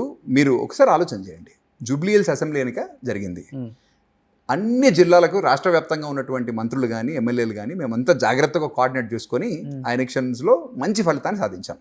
అదేవిధంగా మున్సిపల్ ఎలక్షన్స్ జరిగినాయి. మున్సిపల్ ఎలక్షన్స్ సందర్భంగా కూడా అందరూ మంత్రులు కానీ అందరూ కలిసి జాగ్రత్తగా మంచి కోఆర్డినేటెడ్ యాక్షన్ తోటి మంచి ఫలితాలు రాబట్టాం. సో ఎక్కడన్నా చిన్న చిన్న భేదాభిప్రాయాలు ఏదన్నా ఉంటే ఏ పార్టీలో అయినా కూడా సరే సహజం. కాంగ్రెస్ పార్టీలో కుటుంబంలోనే మీరు ఇందాక అన్నట్టు ఇద్దరు బ్రదర్స్ మధ్యలోనే ఒక్కొక్కసారి భేదాభిప్రాయాలు రావచ్చు, చిన్న చిన్న మనస్పర్ధలు కానీ చిన్న చిన్న అపార్థాలు కానీ ఒక్కొక్కసారి కమ్యూనికేషన్ గ్యాప్ కానీ రావడం అనేది సహజంగా జరగవచ్చు. దాన్ని దృష్టిలో పెట్టుకొని చిన్న అంశాన్ని పెద్దగా భూతద్దంలో చూసి దాన్ని పెద్దగా ఆలోచన చేయవలసిన అవసరం ఉంటుందని అయితే నేనైతే భావిస్తాను. ఓకే, సో ఇప్పుడు డైరీ చైర్మన్గా ఉన్నారు కాబట్టి, సో ఇప్పుడు యూజువల్గా చెప్పాలంటే Telangana Vijaya dairy is different and Andhra is different, అంతే కదా. ఇక్కడ ఆల్మోస్ట్ 4 లక్షల పైన ప్రొక్యూర్మెంట్ జరుగుతుంది, కానీ అంత అవసరం ఉందండి? అంటే వేస్ట్ ఆఫ్ మిల్క్ ఏం చేస్తుంటారు అసలుకి? ఏం లేదండి, డైరీ రంగానికి వచ్చినప్పుడు మీకు కొన్ని వాస్తవాలు తెలియాలి కాబట్టి, తెలంగాణ రాష్ట్రం అందులో ముఖ్యంగా హైదరాబాద్ ఏదైతే అర్బన్ ప్రాంతం ఉందో సుమారు మనకు 25 లక్షల నుంచి 30 లక్షల కన్జంప్షన్ లీటర్ల పాలు అని డైలీ బేసిస్, అంటే 25 లక్షల లీటర్ల నుంచి 30 లక్షల లీటర్ల మార్కెట్ హైదరాబాద్లో ఉంది. కానీ తెలంగాణ రాష్ట్రం అనేది కొద్దిగా ఎక్కువ మటుకు అర్బన్ అండ్ సెమీ అర్బన్ పాపులేషన్తో కూడుకున్నటువంటి ప్రాంతం. అంటే సుమారు పట్టణ జనాభా ఆర్ పట్టణీకరణ జరిగినటువంటి ప్రాంతం ఏదైతే ఉందో సుమారు 40 నుంచి 45% ఉంది. కాబట్టి మనము more like consumption driven state. అంటే పాల వరకు వచ్చేసరికి మనం ఎక్కువగా వినియోగంలో ఉన్నాము, ఉత్పాదనలో లేము. ఓకే. సో ఉత్పాదన ఎక్కడి నుంచి జరుగుతుంది అని అంటే రూరల్ ప్రాంతాల్లో కొంచెం జరుగుతుంది, ముఖ్యంగా రంగారెడ్డి జిల్లా కానీ మహబూబ్నగర్ జిల్లా కానీ రూరల్ ప్రాంతాల్లో ఇంకా పాల ఉత్పత్తి జరుగుతూ ఉంది. కాకపోతే పక్క రాష్ట్రాలైనటువంటి ఏపీతోని కానీ, తమిళనాడుతోని కానీ, మహారాష్ట్రతోని కానీ, లేకపోతే కర్ణాటకలో ఉత్పత్తి అవుతున్న పాలతో కంపేర్ చేస్తే మన దగ్గర పట్టణీకరణ ఎక్కువ జరిగింది కాబట్టి మన దగ్గర ఉత్పత్తి గణనీయంగా తక్కువ ఉంది. ఓకే. కాబట్టి మన దగ్గర మోర్ లైక్ కన్స్యూమర్ కాబట్టి బయట నుంచి మన దగ్గరికి ఎక్కువ పాలు వచ్చేదానికి ఆస్కారం ఉంటుంది తప్ప మరొకటి ఫార్మర్స్ నుంచి కాకుండా బయట ప్రైవేట్ గా కూడా చాలా మంది పాలను ప్రొక్యూర్ చేసి, ఇప్పుడు చాలా మటుకు ప్రైవేట్ డైరీస్ ఉంటాయి. ఇప్పుడు హెరిటేజ్ కానీ, దొడ్ల కానీ, లేకపోతే ప్రైవేట్ రంగంలో ఉన్నటువంటి గోద్రేజ్ కానీ, లేకపోతే మస్కతి కానీ, లేకపోతే ఇట్లాంటి అనేక డైరీస్ పాలను బయట నుంచి ప్రొక్యూర్ చేసి ఇక్కడికి తీసుకొచ్చి అమ్ముతున్నాయి. ఇక్కడ అంత ప్రొడక్షన్ జరగట్లేదు అనమాట మిల్క్ కి సంబంధించినంత వరకు. మీరు ఇందాక చెప్పినట్టు సుమారు హైదరాబాద్ చుట్టుపక్కల ప్రాంతంలో కానీ, అంటే ఎందుకంటే ఇది రూరల్ గా ఉంది కాబట్టి ఇది స్పెసిఫిక్ గా డేటా చెప్పలేకపోవచ్చు. నాకున్న అంచనా ప్రకారం 40 లక్షల పైచులకు ఆవులు, 40 లక్షల పైచులకు గేదెలు తెలంగాణ రాష్ట్రానికి సంబంధించిన జీవాలకు సంబంధించిన పాపులేషన్. ఓకే. దీనికి సంబంధించినంత వరకు యావరేజ్గా మనం ఒకవేళ 1 లీటర్ నుంచి 2 లీటర్లు, ఎందుకంటే చాలా మటుకు ఆవులు కానీ బర్రెలు కానీ ఉన్నా అని కూడా సరే పాలు ఇవ్వవు, ఒక్కొక్కసారి ఇవ్వలేవు. కాబట్టి సుమారు నేను అనుకుంటా ఒక 80 లక్షల లీటర్ల దాకా మనకు ఉత్పత్తి జరగచ్చు. కానీ చాలా చోట్ల ఇప్పుడు ఆదిలాబాద్ ఉంది, ఆదిలాబాద్కి సంబంధించిన ఉత్పత్తి అవుతున్న పాలు ఆదిలాబాద్లోనే కన్జ్యూమ్ అయిపోతాయి. ఏ గ్రామానికి సంబంధించిన పాలు ఇది అన్ఆర్గనైజ్డ్ మార్కెట్ అంటారు అన్నమాట. ఈ లూజ్ మిల్క్ సేల్ ఏ గ్రామ స్థాయిలో ఆ గ్రామ స్థాయిలో డైరీతో సంబంధం ఉండదు, డైరీతో సంబంధం ఉండదు. అంటే మీరు ఏ ఊరికి ఈ రోజు పోయినా కూడా సరే, సిటీ చుట్టుపక్కల ఉన్నటువంటి ఎటువంటి ఊరిలో కూడా చిన్న రైతులు ఒకవేళ వాళ్ళు 2 ఆవులనో 2 గేదెలను పెట్టుకుని ఒకవేళ పాల ఉత్పత్తి చేసినప్పుడు ఆ పాలను ఆ ఊర్లోనే చుట్టుపక్కల వాళ్ళకి అమ్మేస్తారో, లేకపోతే ఆ పాల కేంద్రం దగ్గర పక్కన వేరే వాళ్ళకి కన్స్యూమర్కి అమ్మేస్తారో, లేకపోతే టీ పాయింట్కి అమ్మేస్తారు తప్ప వాళ్ళు ఎవరికైనా అమ్ముకోవచ్చు. ఆ రైతులు చాలా మటుకు ఈ రోజు కూడా ఇండియా మొత్తంలో మీరు ఒకవేళ కంపేర్ చేస్తే యాక్చువల్ ఆర్గనైజ్ సెక్టర్కి వస్తున్నటువంటి పాలు 25-30% కూడా లేవు. 60-70% పాలు అన్ఆర్గనైజ్డ్ మార్కెట్లో లూజ్ మిల్క్ లాగానే సేల్ అయిపోతాయి అనమాట. సో అట్లా లూజ్ మిల్క్, ఎందుకంటే ఇండియా చాలా డైవర్స్గా ఉంది కదా. సో ప్రాసెస్ అవుతున్న డైరీలు కానీ, లేకపోతే చిల్లింగ్ సెంటర్ల వ్యవస్థ ఇంకా కూడా ప్రతి గ్రామ స్థాయిలో లేదు. కాబట్టి ప్రజలకు కూడా, రైతులకు కూడా గ్రామ స్థాయిలో ఉన్నటువంటి వాళ్ళకి ఫ్రెష్ పాలు అలవాటు అనమాట. ప్యాకెట్ పాలు అవసరం లేదు వాళ్ళకి అందుబాటులో కూడా ఉన్నాయి. కాబట్టి 70% ఈ రోజు కూడా అన్ఆర్గనైజ్డ్ మార్కెటే ఉంది. ఆర్గనైజ్డ్ మార్కెట్ మటుకు తక్కువ. మనం ఎక్కడైతే పట్టణీకరణ జరిగినటువంటి పట్టణాలు ఉన్నాయో, సో ఫర్ ఎగ్జాంపుల్ ఇందాక నేను చెప్తున్నట్టు హైదరాబాద్ ఉంది, హైదరాబాద్ అర్బన్లో 25 లక్షల లీటర్ల నుంచి 30 లక్షల లీటర్ల మార్కెట్ ఉంది.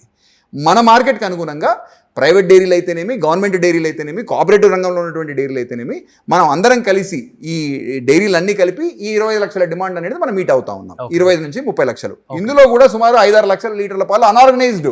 ఎందుకంటే సిటీ చుట్టుపక్కల ఉన్నటువంటి ఇప్పుడు శంకర్పల్లి ఉంది, శంకర్పల్లిలో ఎవరైతే చిన్న డైరీ పెట్టుకుని ఆ పాలను తీసుకొచ్చి మూకెళ్లలో అక్కడ ఇక్కడ అమ్ముతా ఉంటారు అనమాట. లూజ్ మిల్క్ మార్కెట్ ఈ రోజు కూడా బాగా ఉంది.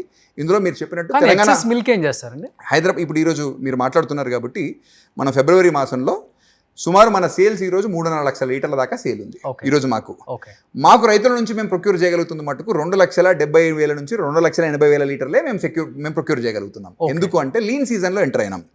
అంటే ఎప్పుడైతే వింటర్ అయిపోయి ఇప్పుడిప్పుడే సమ్మర్ వస్తుంది అనుకునే టైంలో generally life cycle of an యానిమల్లో ఈ టైం తక్కువ ఉత్పత్తి జరిగే టైం. సో పాలలో కూడా లోటు బడ్జెట్లో ఉన్నారు. 100% పాల అంటే లోటు బడ్జెట్ అనే దానికంటే ఉత్పత్తి అయ్యే పాలే తక్కువ ఉన్నాయి.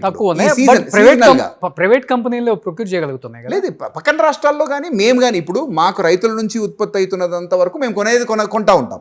కానీ మాకు ఒకవేళ అవసరం అంతకంటే ఎక్కువ ఉందనుకోండి, ఫర్ ఎగ్జాంపుల్ ఇందాక నేను చెప్తున్నట్టుగా 2,70,000 2,80,000 నాకు ఫార్మర్ నుంచి వస్తూ ఉంది. కానీ నేను అమ్మకాల మటుకు 3.5 లాక్ చేస్తున్నా. మరి 50-60 లీటర్లు నేను ఎక్కడి నుంచో కొనాలి కదా. అది కర్ణాటకకు పోయి కర్ణాటక మిల్క్ ఫెడరేషన్ నుంచి కొంటానా, లేకపోతే మహారాష్ట్ర నుంచి పోయి ఇంకేదైనా కోఆపరేటివ్ రంగం నుంచి డైరీ నుంచి కొంటానా, ఇక్కడ మన దగ్గర నుంచి ఇంకెవరైనా ఎక్సెస్ ఉన్న మిల్క్ ఉన్నటువంటి డైరీస్ నుంచి వాళ్ళ దగ్గర కొనొచ్చు. లేకపోతే జనరలీ సో ఇట్లా ప్రొక్యూర్మెంట్ అనేది మల్టిపుల్ సోర్సెస్. ఒకవేళ మన రైతుల నుంచి రాకపోతే మటుకు బయట నుంచి కొనేదానికి ఆస్కారం, ఎక్కడి నుంచైనా కొనొచ్చు. బట్ అక్కడ నుంచి ప్యాకెట్లు వస్తే మటుకు యాక్సెప్ట్ చేయరు ఎందుకు తెలంగాణ డైరీ? ఎవరు చెప్తున్నారు? అదే ఆంధ్ర వాళ్ళు ఇక్కడ అమ్మకూడదు. ఇంత ముందు నెయ్యి అమ్మేవాళ్ళు, పెరుగు అమ్మేవాళ్ళు, ఇప్పుడు పాలలో కూడా వచ్చేసారు తెలంగాణ కాంపిటీషన్. దీనికి సంబంధించినంత వరకు మీకు కానీ ప్రజలకు కానీ తెలియాల్సింది ఏంటంటే, విజయ పేరు మీద మీరు మా రాష్ట్రంలో రాష్ట్రానికి సంబంధించిన ఏదైతే పాడి పరిశ్రమ అభివృద్ధి సంస్థ ఉందో, ఇది 2 రాష్ట్రాలు కలిపి ఉన్నప్పుడు విజయ అనేది ఉమ్మడికి సంబంధించిన బ్రాండ్. ఎప్పుడైతే రాష్ట్రాలు విడిపోయినాయో బ్రాండ్ ఇద్దరు వాడుకోవచ్చు, దాంట్లో ఏం తప్పులేదు. కానీ ఒకరి రాష్ట్రాల్లో మరొకరు వచ్చేసి వ్యాపారం చేద్దామని అనుకోవడం అనేది అది ఒక అంశం. దీంట్లో కూడా ఏమవుతుందంటే ఈ రోజు కూడా తెలంగాణకి సంబంధించిన పాడి పరిశ్రమ సంస్థ ఏదైతే విజయ తెలంగాణ ఉందో మేము తెలంగాణ రాష్ట్రానికి సంబంధించిన రైతాంగం నుంచే పాల్గొంటా ఉన్నాము. సహకార రంగంలో ఇంకా పాల్గొంటా ఉన్నాము. మా బిఎంసీయూస్ 100 పైసలకు బిఎంసీయూస్ జిల్లాల్లో ఉన్నాయి, 10 చిల్లింగ్ సెంటర్లు ఉన్నాయి. మాకు మా హైదరాబాద్లో ఉన్నటువంటి 2 డైరీలతో కలుపుకొని జిల్లా స్థాయిలో ఇంకో 9 డైరీలు ఉన్నాయి. 11 డైరీలతోటి ప్రతిరోజు ఒక 11 లక్షల నుంచి 12 లక్షల లీటర్ల పాల సేకరణతో పాటు ప్రాసెసింగ్ చేసే కెపాసిటీ మా దగ్గర ఉంది. అయితే ఆంధ్రాకి సంబంధించినంత వరకు స్టేట్ ఫెడరేషన్ ఏదైతే ఉందో అన్ని జిల్లాలు విడిపోయినాయి. అక్కడ సేకరణ వ్యవస్థ కానీ లేకపోతే ప్రాసెస్ చేసే వ్యవస్థ కానీ ఫెడరేషన్ చేతుల్లో లేదు. ఫెడరేషన్ చేతుల్లో జస్ట్ బ్రాండ్ ఉంది తప్ప రైతులతోని సంబంధాలు కానీ ఇప్పుడు విజయ వచ్చేది బ్రాండ్ అనేది ఇప్పుడు విజయ తెలంగాణ మటుకే తెలంగాణ రాష్ట్రానికి సంబంధించిన పాడి పరిశ్రమ అభివృద్ధి సంస్థ మన బ్రాండ్ విజయ తెలంగాణనే. ఇంకా స్వచ్ఛమైన పాలను రైతుల నుంచి ప్రొక్యూర్ చేసి ప్రాసెస్ చేసి మనమే అమ్ముతున్నాం. ఆంధ్రాకి సంబంధించిన విజయ మటుకు అది రైతాంగంలో ఆంధ్రాకి సంబంధించిన విజయ ఏదైతే ఉందో ఆంధ్రప్రదేశ్ పాడి పరిశ్రమ అభివృద్ధి సంస్థ ఏదైతే ఉందో వాళ్ళ విజయ పేరుని బయట ప్రైవేట్గా లైసెన్సింగ్ కోసం అని చెప్పేసి ఇస్తూ ఉంది. ఆ లైసెన్సింగ్ ప్రైవేట్ కంపెనీస్ తీసుకొని ఇప్పుడు గుజరాత్లోనో మహారాష్ట్రలోనో ఘీ ప్యాక్ చేస్తూ ఉన్నారు. పేరు మటుకు విజయానే ఉంటుంది. ప్రైవేట్గా మీరు ప్యాకెట్ వెనకాల తిప్పి చూస్తే అది కన్నన్ డైరీ లేకపోతే ఇంకెక్కడో డైరీలో ప్యాక్ అయి ఉంటుంది. సో అట్లా ప్రైవేట్గా వాళ్ళు జస్ట్ విజయ లేబుల్ని వాళ్ళు ప్రైవేట్గా వేరే వాళ్ళకి అప్పచెప్పడం జరుగుతూ ఉంది. అట్లా ఘీ అప్పచెప్పారు, అట్లా పెరుగప్పచెప్పారు, తొందరలో పాలప్పచెప్పబోతా ఉన్నారు. మేము తెలంగాణ రాష్ట్రంలో మా రాష్ట్ర రైతుల నుంచి పాల్గొనుకుంటూ మేమే సేకరిస్తూ మేమే చిల్లింగ్ చేస్తూ మేమే ప్రాసెస్ చేస్తూ మేమే కన్స్యూమర్కి స్వచ్ఛమైన పాలను అమ్ముతూ ఉంటే వాళ్ళు మటుకు ప్రైవేట్కి ఇచ్చుకుంటూ అంటే వాళ్ళు బ్రాండ్ నమ్ముతున్నారు తప్ప పాలు నమ్మట్లా. సో ప్రజలు కూడా ఈ వాస్తవాలను గ్రహించాలా, ప్రజలకు కూడా తెలియాలా. విజయ పేరు మీద ఉట్టి విజయ అని వస్తే మటుకు అది ప్రైవేట్గా తయారవుతున్న పాల కిందనే భావించాలి తప్ప విజయ తెలంగాణ అంటేనే ఈ రాష్ట్ర పాడి పరిశ్రమ అభివృద్ధి సంస్థ తప్ప ఉట్టి విజయ పేర్ల మీద మటుకు ఎవరైనా పాలు కానీ పెరుగు కానీ అమ్మితే మటుకు అది 100% ప్రైవేట్ డైరీలో ప్రొక్యూర్ అవుతున్నటువంటి ప్రైవేట్ పాలు. వాళ్ళు ఏమీ దాంట్లో క్వాలిటీ నాణ్యత పరమైన ప్రమాణాలు పాటిస్తున్నారో తెలియదు. కాబట్టి ప్రజలు కన్స్యూమర్స్ కొంటున్నప్పుడు కొద్దిగా ఆలోచన చేసుకోవాల్సింది. చెప్పాలంటే విజయ కన్నా కూడా ప్రైవేట్ కంపెనీసే ఎక్కువ. మీరు ప్యాకెట్ వెనకాల మీరు ఓపెన్ చేసి చూసినట్టయితే ఉట్టి విజయ పేరు మీద ఈరోజు ఘీ అవైలబుల్ ఉంటుంది. ఏ సూపర్ మార్కెట్ పోయినా కూడా సరే మీరు ప్యాకెట్ వెనకాల తీసి చూడండి, Kannan dairy packed by marketed by so and so.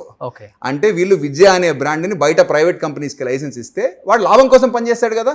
వాడు ఏం ఘీ అమ్ముతున్నాడు, అది మంచి క్వాలిటీ ప్రమాణాలు ఉందా లేదా అనేది ఎవరు వెరిఫై చేస్తున్నారు? విజయ అయితే వెరిఫై చేయట్లేదు కదా. కాబట్టి అనుమానం పడవలసిన అవసరం ఉంటుంది. మేము మటుకు విజయ తెలంగాణ ఏదైతే ఘీ ఉంటుందో మేము రైతుల నుంచి కొన్న పాల నుంచే మేమే ప్రాసెస్ చేసి మేమే తయారు చేస్తున్నటువంటిది. కాబట్టి ఇది ఒరిజినల్, ప్రజలు అర్థం చేసుకోవాల్సింది అది. కాబట్టి మేము మా రైతాంగానికి సంబంధించిన ఇంట్రెస్ట్ కాపాడాలంటే ఖచ్చితంగా ఆంధ్ర నుంచి ఆర్ ఆంధ్ర ఎవరికన్నా ఆంధ్ర అంటే ఆంధ్ర విజయ ఒకవేళ ఎవరికన్నా ఏపీ ఫెడరేషన్ కనుక ఎవరికన్నా ప్రైవేట్ డైరీకి ఒకవేళ లైసెన్స్ ఇచ్చి వాళ్ళతోని పాలను ప్రాసెస్ చేసి ప్రైవేట్ డైరీలో తయారవుతున్న పాలను మళ్ళీ విజయ పేరు మీద ఇక్కడ తీసుకొస్తే ఒకవేళ వాళ్ళ నాణ్యత బాగాలేకపోతే మా పేరు కూడా డిస్టర్బ్ అవుతుంది కదా. కన్స్యూమర్ ఏమనుకుంటాడు, విజయ పేరు పాలు బాగాలేవని అనుకుంటాడు, మాకు కూడా నష్టం జరుగుతుంది కదా. నేను ఏపీ ప్రభుత్వానికి కానీ లేకపోతే ఏపీ పాడి పరిశ్రమ అభివృద్ధి సంస్థను కానీ కోరేది ఏంటంటే దయచేసి మీరు ప్రైవేట్ లైసెన్సింగ్ ఇవ్వకండి, ప్రైవేట్ ఫ్రాంచైజింగ్ ఇవ్వకండి. ఆల్రెడీ ఘీ ప్రైవేట్గా ఒక వ్యక్తికి ఇచ్చారు. ఆయన అక్కడ అధికారులను వాళ్ళనో వీళ్ళనో రాజకీయ నాయకులను మేనేజ్ చేసి ఫ్రాంచైజీ తీసుకున్నాడు. కన్నన్ డైరీ అని చెప్పి ఇక్కడ మధ్యప్రదేశ్లోనో గుజరాత్లోనో ఆ నెయ్యిని ప్యాక్ చేసేసి తెలంగాణ మార్కెట్లో బాంబే మార్కెట్లో విజయ పేరు మీద అమ్ముతా ఉన్నాడు. ఆయన ఏం ఘీ అవుతుంది ఏంటి అనేది నేను టెస్ట్ చేపిస్తున్నా. అవి కూడా తొందరలో అవి కూడా ప్రజల ముందు బయటపెడతాను. అట్లా ఘీ ఒకటి కాకుండా పెరుగు కూడా ప్రైవేట్ ఫ్రాంచైజీ పేరుకి విజయ, వీళ్ళు ఆ విజయ అనే బ్రాండ్ అమ్ముతున్నారు తప్ప రైతులతో సంబంధాలు కానీ రైతుల దగ్గర ప్రొక్యూర్మెంట్ కానీ ఏవి లేవు ఏపీ ఫెడరేషన్కి. కాబట్టి దయచేసి ఏపీ ప్రభుత్వాన్ని కోరుతా ఉన్నా, మా తెలంగాణ రాష్ట్రానికి సంబంధించిన పాడి రైతుల పొట్టగొట్టకండి. మీ ప్రైవేట్ లాభాల గురించో మీ ప్రైవేట్ డైరీల గురించో విజయ అనేది ఒక నమ్మకం. ఆ నమ్మకాన్ని ఆ బ్రాండ్ మీద ఉన్నటువంటి ప్రజల విశ్వాసాన్ని మీరు దయచేసి డైల్యూట్ చేయకండి అని చెప్పేసి ఏపీ ప్రభుత్వాన్ని కోరుతాం. సో దీనివల్లనే మళ్ళీ ఇప్పుడు తిరుమలలో లడ్డు కూడా కల్తీ నెయ్యి అది అని చెప్పి మాట్లాడారు. అంటే మేబీ ఇలా ప్రైవేటీకరణ చేయబట్టి కొన్ని కంపెనీస్, ఎందుకంటే ప్రైవేట్ డైరీస్ లాభాపేక్షతో పనిచేస్తాయి. స్టేట్ ఫెడరేషన్స్ రైతుల గురించి కన్స్యూమర్కి ఒక నాణ్యమైన పాలు, ఎందుకంటే పాలంటే పిల్లలు కుటుంబాలు పోషణ. సో ఇట్లాంటి ఫ్రేమ్వర్క్లో ఉన్నప్పుడు ఆ నమ్మకాన్ని కానీ ఆ విశ్వాసాన్ని కానీ మనం దయచేసి ప్రైవేట్ అవసరాల గురించి ప్రైవేట్ లాభాల గురించి మీరు బలిపెట్టవద్దని చెప్పేసి ఏపీ ఫెడరేషన్ కోరుతాం. ఒక మాటలో చెప్పండి సార్, ఇప్పుడు రీసెంట్గా రాజమండ్రిలో కూడా మిల్క్లో ఏదో కెమికల్ ఎక్కువ యాడ్ అయిపోయి కిడ్స్ చనిపోయారు, ఒక పెద్ద అతను కూడా చనిపోయారు. అంటే ఏంటి అది? అంటే మిషనరీలో ఏదైనా ప్రాబ్లమా, లేకపోతే ఆ మెకానిజంలో డిఫరెన్స్ వచ్చేసి అంటే పాలు తక్కువ కెమికల్ ఎక్కువ యాడ్ అయినా కానీ ప్రాబ్లం వస్తుందని చెప్పారు కదా. అంటే జనరల్లీ ఏం జరుగుతుందంటే కొన్ని ప్రైవేట్ డైరీస్ ఎక్కడైనా సరే పాలు అనేది ఒక సహజ సిద్ధమైనటువంటి పదార్థం. అంటే మనము చాలా నాణ్యమైన పాలు ఏవైతే ఉన్నాయో అప్పుడే మన గేదె నుంచి కానీ లేకపోతే ఒక ఆవు నుంచి కానీ మనం పాలను ఎప్పుడైతే ఉత్పత్తి చేస్తామో as a natural product, any natural product, మీరు ఎట్లయితే ఒక అరటిపండుని కట్ చేయగానే ఒక 10-15 నిమిషాల్లో నల్లబడ్డం స్టార్ట్ చేస్తారు. అవును. అదేవిధంగా ఒక అరటిపండుని ఎప్పుడైతే పుట్టు తీయంగానే ఒక అర్ధ గంటలో ఏదో అది కూడా చెడిపోవడం స్టార్ట్ అయిపోతుంది. పాలు కూడా అట్లనే మీరు ఉత్పత్తి చేయంగానే ఒక 4 గంటల లోపల దాన్ని మీరు శీతలీకరణ అంటే దాన్ని చిల్లింగ్ చేయకపోతే అది వెంటనే ఖరాబ్ అయిపోయేదానికి ఆస్కారం.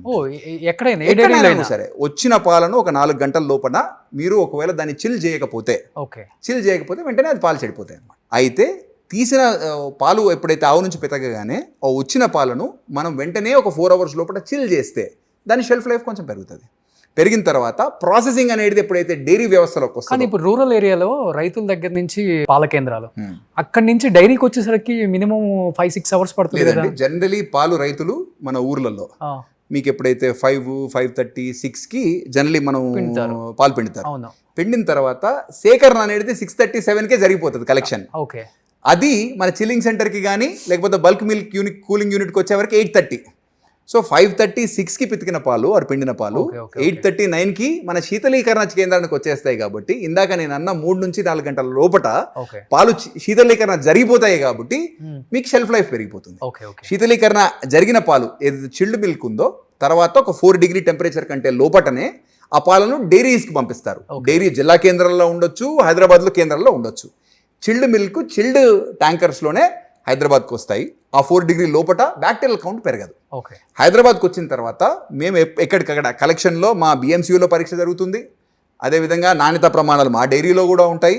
ఇక్కడికి వచ్చిన పాలను రిసీట్ స్టేజ్లోనే, ఆర్ఎంఆర్డి స్టేజ్లోనే అంటే రా మిల్క్ రిసెప్షన్ ట్యాంక్ స్టేజ్లోనే మళ్ళీ శాంపుల్ కలెక్ట్ చేస్తాం. అసలు రా మిల్క్ ట్యాంక్లోకి తీసుకునే కంటే ముందే ట్యాంకర్లో ఉన్నప్పుడే దానికి సంబంధించిన నాణ్యత ప్రమాణాలు చెక్ చేసుకుంటాం. అంటే ప్రాపర్ క్వాలిటీతోనే ఉందా, లేకపోతే ఏమైనా ఇబ్బంది ఉందా, లేకపోతే క్వాలిటీ ఏమైనా చెడిపోతే అక్కడికక్కడ ట్యాంకర్ పాలను రిజెక్ట్ చేసిన సందర్భాలు కూడా చాలా ఉంటాయి అన్నమాట.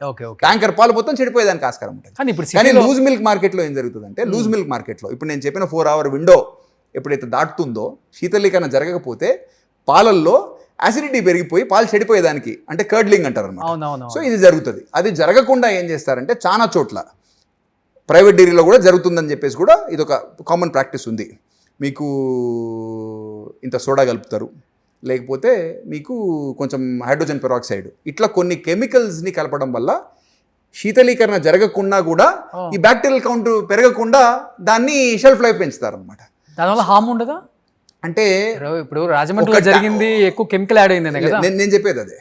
మోతాదు అనేది చాలా తక్కువ స్థాయిలో జరిగినప్పుడు పెద్దగా పారామీటర్స్ మారకపోవచ్చు. కాకపోతే ప్రైవేట్ డైరీస్లో ముఖ్యంగా అదేవిధంగా లూజ్ మిల్క్లో మటుకు ఇది జరిగేదానికి ఆస్కారం ఉంది. సహకార రంగంలో ఉన్నటువంటి డైరీస్ మేము లాభాపేక్ష లేకుండా పనిచేస్తాం కాబట్టి మా దగ్గర కెమికల్ అడిషన్ కానీ లేకపోతే షెల్ఫ్ లైఫ్ పెంచేదానికి మా ప్రయత్నం చేయరు. సో మాకు విజయ తెలంగాణకు ఒక మార్కెట్లో ఒక చెడ్డ పేరు కూడా ఉంది. ఏంటంటే మా పాలు తొందరగా పగిలిపోతాయని చెప్పి ఎందుకు పగులుతాయి అనేది ప్రజలకు కూడా మొన్ననే నేను ఒక మీడియా షో చూస్తున్నప్పుడు కూడా ఒక సైంటిస్ట్ చెప్పాడు, మిగిలిపోతాయి. అంటే న్యాచురల్ది ఏదున్నా చెడిపోతుందండి. ఎప్పుడైతే కెమికల్ కలుపుతామో పాలు ఒక 24 గంటలు చెడిపోకుండా ఉన్నాయి రూమ్ టెంపరేచర్ ఫ్రిడ్జ్ లో పెట్టలేకపోయినా అంటే దాని అర్థం ఖచ్చితంగా దాంట్లో ఏదో కలిసిందని 100%. కొంతమంది కన్స్యూమర్స్ నేను పాల్గొంటాను పగిలిపోకుండా ఉండాలనే ఆలోచనతో కొంటే మటుకు 100% దాంట్లో ఏదో కలిపిందే వస్తుంది తప్ప ఇంకోటి కాదు. సో యాజ్ ఎ డైరీ చైర్మన్గా ఇప్పుడు సిటీ మన లైఫ్ స్టైల్ మొత్తం కూడా ఎక్కువ పాల ప్యాకెట్స్. సో విజయ కన్నా కూడా ఎక్కువ హెరిటేజ్ అనో ఏదైనా ఉండదు. ఇప్పుడు ఏదో కొత్తగా వచ్చింది న్యాచురల్ మిల్క్ సిద్ధి ఫామ్ ఏదో, అంటే ఇంకా ప్యూర్ బయట మిల్క్ ఏ కాస్ట్ అయితే ఉందో ఆ కాస్ట్లోనే ఇప్పుడు. అసలు పాల ప్యాకెట్ కొనేవాళ్ళు ఎక్స్పైరీ డేట్ ఒకటే చూస్తారు అనుకుంటా, మిగతాది ఏది చూడరు. అంటే ఇంగ్రీడియంట్స్ ఏంటి, దాంట్లో ఏమి యాడ్ చేస్తున్నారు, ఏమి ఉండదు కదా. ఇప్పుడు మీరు చెప్పారు బిఫోర్ నాకు ఒకటి, మేము SNF అండ్ ఫ్యాట్ ఇవన్నీ యాజ్ ఇట్ ఈజ్ ఏదైతే మెన్షన్ చేస్తామో అది ఇస్తాము. మిగతా వాళ్ళు చాలామంది ఇవ్వరు, జస్ట్ ఏదో ఆ ఇవ్వకపోవటం వల్ల చాలా సంపాదించేసుకుంటున్నాయి ప్రైవేట్ కంపెనీలు అన్నారు కదా. ఏంటి డిఫరెన్స్? పాల ప్యాకెట్ కొనే వాళ్ళు ఏం చూడాలి అసలు? అంటే జనరలీ ఏంటంటే ఏ పాల ప్యాకెట్ నేను కన్జ్యూమర్స్ అందరికి కూడా కోరేది ఏంటంటే పాలు కొనేటప్పుడు జనరలీ టోన్డ్ మిల్క్ ఉందనుకోండి, అది 3% ఫ్యాట్, 8.5% ఎస్ఎన్ఎఫ్. ఓకే. ఎస్ఎన్ఎఫ్ అంటే సాలిడ్ నాన్ ఫ్యాట్ అంటారు. జనరల్లీ న్యూట్రియంట్స్ కానీ, మినరల్స్ కానీ, ప్రోటీన్ కానీ ఇవన్నీ కలిపితే ఆ ఎస్ఎన్ఎఫ్ అనమాట. అదొక 8.5% ఉండాలి. ఫ్యాట్ అనేది 3% అనేది టోన్డ్ మిల్క్ అంటే ఈ బేసిక్ పారామీటర్స్ యాజ్ పర్ మన government of India FSSAI. Okay. దానివల్ల వాళ్ళు ఇస్తున్న స్టాండర్డ్స్ అవి. అయితే ఇక్కడ నేను నోటీస్ చేసింది ఏంటంటే, యాజ్ అ చైర్మన్, రాష్ట్రానికి సంబంధించిన పాడి పరిశ్రమ అభివృద్ధి సంస్థ చైర్మన్గా, ప్రైవేట్ డైరీస్ మట్టుకు కొన్ని నాణ్యతాపరమైన ప్రమాణాల దగ్గర వాళ్ళు కొంచెం కాంప్రమైజ్ అవుతారనమాట. అంటే దాని అర్థం ఏంటంటే 3% ఫ్యాట్ అని చెప్పి 2.5% ఫ్యాట్ ఇవ్వడం. ఆటోమేటికల్ ఏమవుతుందంటే ఆ 0.5% ఫ్యాట్ అనేది ప్రజలకు కూడా పెద్దగా చిక్కదనం కొంచెం తగ్గుతుంది, కానీ పెద్దగా ఏర్పడదు అనమాట. ఓకే. అదేవిధంగా ఎస్ఎన్ఎఫ్ ఏదైతే ఉందో, అంటే న్యూట్రియంట్స్ కానీ ప్రోటీన్ కానీ ఏదైతే 8.5% ఉందో దాన్ని కూడా కొంచెం తగ్గిస్తారు. దీంతో ఏమవుతుంది, వాళ్ళకి లాభాలు పెరుగుతాయి. కన్స్యూమర్ మటుకు అది రోజు అయితే ల్యాబ్కి పోయి టెస్ట్ అయితే చేయడు కదా, వాటితో ఏం చేస్తారు ఆ మ్యానుఫ్యాక్చరింగ్ అంటే వేరే లాభాలు అనేది దేంతో. ఇప్పుడు ఫ్యాట్ ఏదైతే మిగుల్చుకుంటారో దాంతో బటర్ తయారు చేసి గీ తయారు చేస్తారా, లేకపోతే దాన్ని ఇంకెవరికన్నా అమ్మేసి లాభం సంపాదిస్తారా, ఏదైనా చేయొచ్చు కదా. సో మిగిలించుకున్న ఏదైతే మిగులుందో, ఇప్పుడు మీరు ప్రజలు కూడా ఆలోచన చేయాల్సింది ఏంటంటే, విజయ తెలంగాణ ప్రభుత్వానికి సంబంధించిన సంస్థ. మాకు లాభాపేక్ష కంటే మా రైతుల శ్రేయస్సు, అదేవిధంగా మా కన్జ్యూమర్కి కావాల్సిన హెల్త్, ఇవి రెండు, లాభం అనేది తర్వాత విషయం, ఎందుకంటే ఇది ప్రభుత్వం కాబట్టి. ఇవి రెండు మాకు ముఖ్యమైన ఉద్దేశాలు. కాకపోతే ప్రైవేట్ డైరీస్ కానీ, లేకపోతే ఈరోజు స్టాక్ మార్కెట్లో లిస్ట్ అయిన కంపెనీస్ ఏవైతే ఉంటాయో ఎంత ప్రాఫిట్ చూపిస్తున్నారంటే దాని అర్థం ఏంటంటే ఇక్కడ లాభాపేక్ష గురించి పనిచేస్తున్నట్టు కదా లెక్క. మరి లాభాలు రావాలంటే అక్కడనో ఇక్కడనో చిన్న చిన్న 1 or 2 years లో పబ్లిక్ వెళ్ళిపోతుంది. అదే అంటున్నారు, చిన్న చిన్న లోటుపాట్లు, ప్రాఫిట్ ఓరియంటేషన్ ఎప్పుడైతే ఉంటుందో ఇట్లాంటి చిన్న చిన్న కాంప్రమైజెస్ 100% చేస్తారు. కాబట్టి ప్రజలందరినీ కూడా నేను వ్యక్తిగతంగా కోరేది ఏంటంటే, గవర్నమెంట్కి సంబంధించిన సంస్థ విజయ తెలంగాణ ఏదైతే ఉందో మా పాలు కొనండి, నాణ్యతలో ఎటువంటి రాజీ లేకుండా మేము కల్తీకి ఆస్కారం లేనటువంటి వాతావరణంలో తయారు చేస్తాం. కాబట్టి ఎప్పుడైనా మినిమం గ్యారంటీ కదా, గవర్నమెంట్ అంటే మినిమం గ్యారంటీ.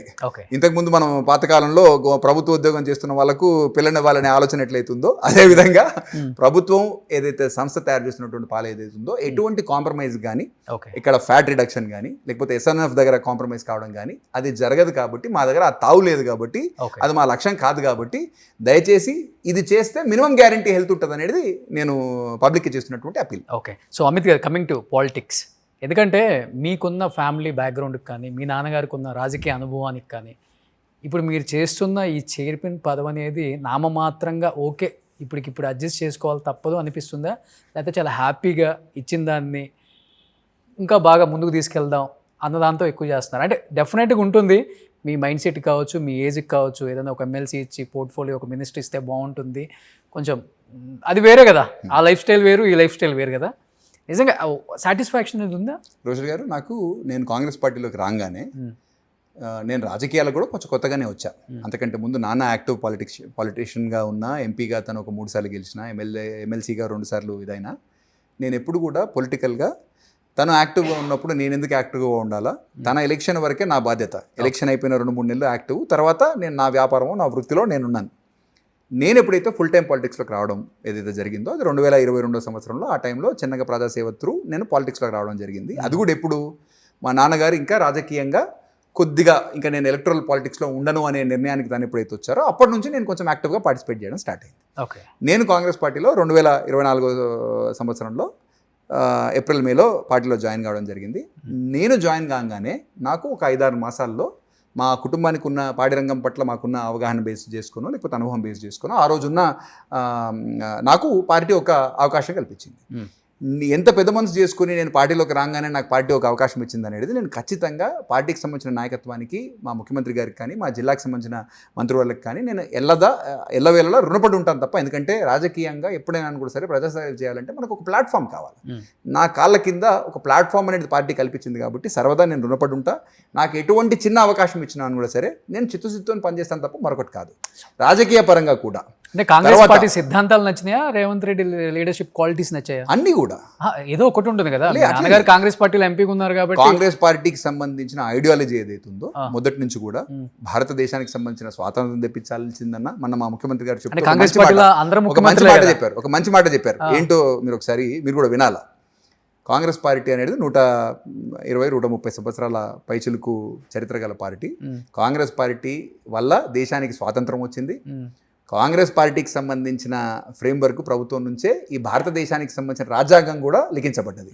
మరి ఇట్లాంటి పరిస్థితులలో అదే రాజ్యాంగం ద్వారా పదవులు పొందినటువంటి ఈ రోజు ఉన్నటువంటి పార్టీలు కాంగ్రెస్ ముక్త భారత్ అనే ఒక స్టాండ్ తీసుకోవడం అనేది చాలా విచిత్రమైన పరిస్థితి అన్నమాట. ఎందుకంటే ఈ దేశం ఏదైతే స్వాతంత్రం వచ్చినా రాజ్యాంగం ఈరోజు ఏదైతే ఉందో ఆ రాజ్యాంగాన్ని తుంగలో తొక్కి దాన్ని మార్చాలనే పరిస్థితి, ప్రజలకు సంబంధించిన ఏవైతే మనోభావాలు ఉన్నాయో, లేకపోతే మత స్వేచ్ఛ ఉందో, లేకపోతే ఏదైతే మంచి వాతావరణాన్ని రాజకీయాల కోసమని కులాల మధ్యలో మతాల మధ్యలో విభజించి పాలించు అనే ఆలోచన ఏదైతే ఇంతకుముందు బ్రిటిష్ వాళ్ళు చేశారో ఈ రోజు ఉన్నటువంటి భారతీయ జనతా పార్టీ కూడా ప్రయత్నాలు చేస్తూ ఉంది.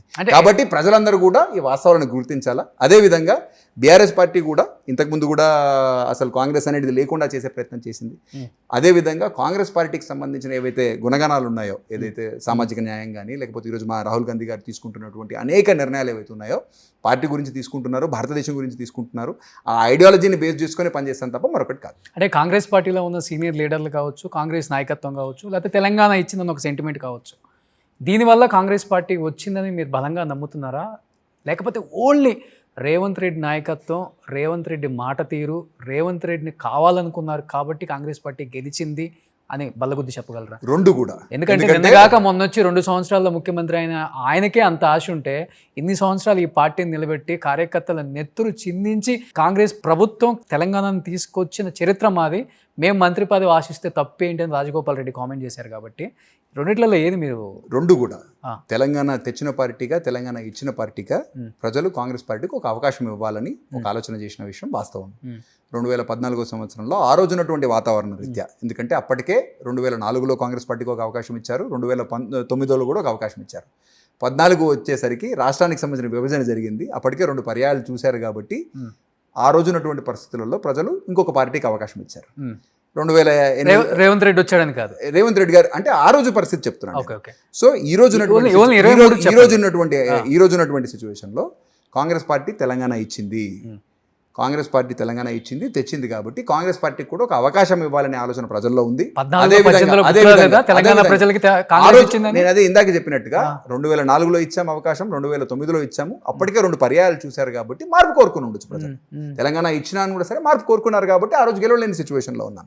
ఈ రోజు మట్టుకు సరే ఇచ్చిన పార్టీగా, తెచ్చిన పార్టీగా ఒకసారి అవకాశం ఇద్దామనే ఆలోచన ప్రజలు చేసినారు. ఒకటి, దానికి తగ్గట్టుగా నాయకత్వం కానీ, అధినాయకత్వం కానీ, పార్టీకి సంబంధించిన రాష్ట్ర నాయకత్వం కానీ, అది ఉత్తమ్ కుమార్ రెడ్డి గారు కానీ, మా వెంకటరెడ్డి గారు కానీ, జానారెడ్డి గారు కానీ, లేకపోతే రేవంత్ రెడ్డి గారు కానీ, అనేక జిల్లాలకు సంబంధించిన అనేక నాయకులు, కాంగ్రెస్ పార్టీకి సంబంధించిన నాయకులు సమిష్టిగా ప్రయత్నం చేసి కష్టపడి పనిచేస్తేనే ఈరోజు కాంగ్రెస్ పార్టీని ప్రజలు ఆదరించి ప్రభుత్వంలోకి ఎక్కించారు. సో అపోజిషన్లో గట్టిగా వినపడుతుంది. అట్ ది సేమ్ టైం ప్రజల నుంచి కూడా కొంత వ్యతిరేకత మీరు చూశారు. కాంగ్రెస్కి మొదటి ముఖ్యమంత్రి రేవంత్ రెడ్డి, లాస్ట్ ముఖ్యమంత్రి కూడా రేవంత్ రెడ్డి. కాంగ్రెస్ ప్రభుత్వం అధికారంలోకి వస్తుంది అనేది కల మాత్రమే. ఎందుకంటే హైడ్రా పేరుతో చాలా మందిని ఇళ్ళు కూల్చివేత కావచ్చు. ఇంతకుముందు ఇంటర్వ్యూలలో కూడా చెప్పారు, రెగ్యులైజేషన్ మనం చేసుకోవచ్చు, ఎందుకు ప్రజలు కట్టుకున్న ఇళ్లలో మనం అనవసరంగా బుల్డోజర్స్ పంపించి వాటిని పడగొట్టడం అని ఆర్కే ఇంటర్వ్యూలో ఒకప్పుడు రేవంత్ రెడ్డి ప్రస్తావించింది కూడా కొంతమంది జర్నలిస్టులు ప్లే చేసి చూపించడం కూడా మనం చూసాం. ఎందుకు ప్రజల రోదన మీకు వినిపించట్లేదా? లేకపోతే ఏ విధంగా ఈ కాంగ్రెస్ గవర్నమెంట్ చేస్తుందో అనేది ప్రజలు గ్రహిస్తున్నారు? డెఫినెట్గా రేపు ఎలక్షన్స్లో ఓటు రూపంలో బుద్ధి చెప్తారు ఈ కాంగ్రెస్ పార్టీకి అనేది గట్టిగా వినపడుతుంది కదా. రోషన్ గారు, మీకు వినపడుతుంది, ఏం వినపడుతుందో నాకైతే తెలియదు. కానీ మరి జూబ్లీ హిల్స్ ప్రజలు మొన్న మంచి మెజారిటీ తోటి కాంగ్రెస్ పార్టీకి సంబంధించిన అభ్యర్థిని మంచి మెజారిటీతో గెలిపించారు. మననే మున్సిపల్ ఎలక్షన్స్ అయిపోయి 1 మంత్ కూడా కాలేదు. ఈ 1 మంత్లో జరిగిన 115 పైచీలకు మున్సిపాలిటీస్లో అయితేనేమి, ఒక 6 కార్పొరేషన్స్లో అయితేనేమి మెజారిటీ సంఖ్యలో కాంగ్రెస్ పార్టీకి సంబంధించిన అభ్యర్థులు మున్సిపల్ చైర్మన్లుగా, వైస్ చైర్మన్లుగా ఎన్నిక కావడం జరిగింది. 80% పైగా మాకు సంఖ్యాబలంతో మేము రావడం జరిగింది. మరి ఆ ప్రజా మద్దతు ఎక్కడుందనేది మీరు ఆలోచన. అదేవిధంగా అంతకంటే ముందు అంటే ఫర్ ఎగ్జాంపుల్ డిసెంబర్లో జరిగినటువంటి సర్పంచ్ ఎన్నికలు మీరు తీసుకోండి. అక్కడ కూడా 100కి 200 పైచలకు స్థానాల్లో మా సర్పంచ్ అభ్యర్థులు గెలుపొందారు. మరి మీరు అంటున్నటువంటి ప్రజల్లో వ్యతిరేకత ఉంది, లేకపోతే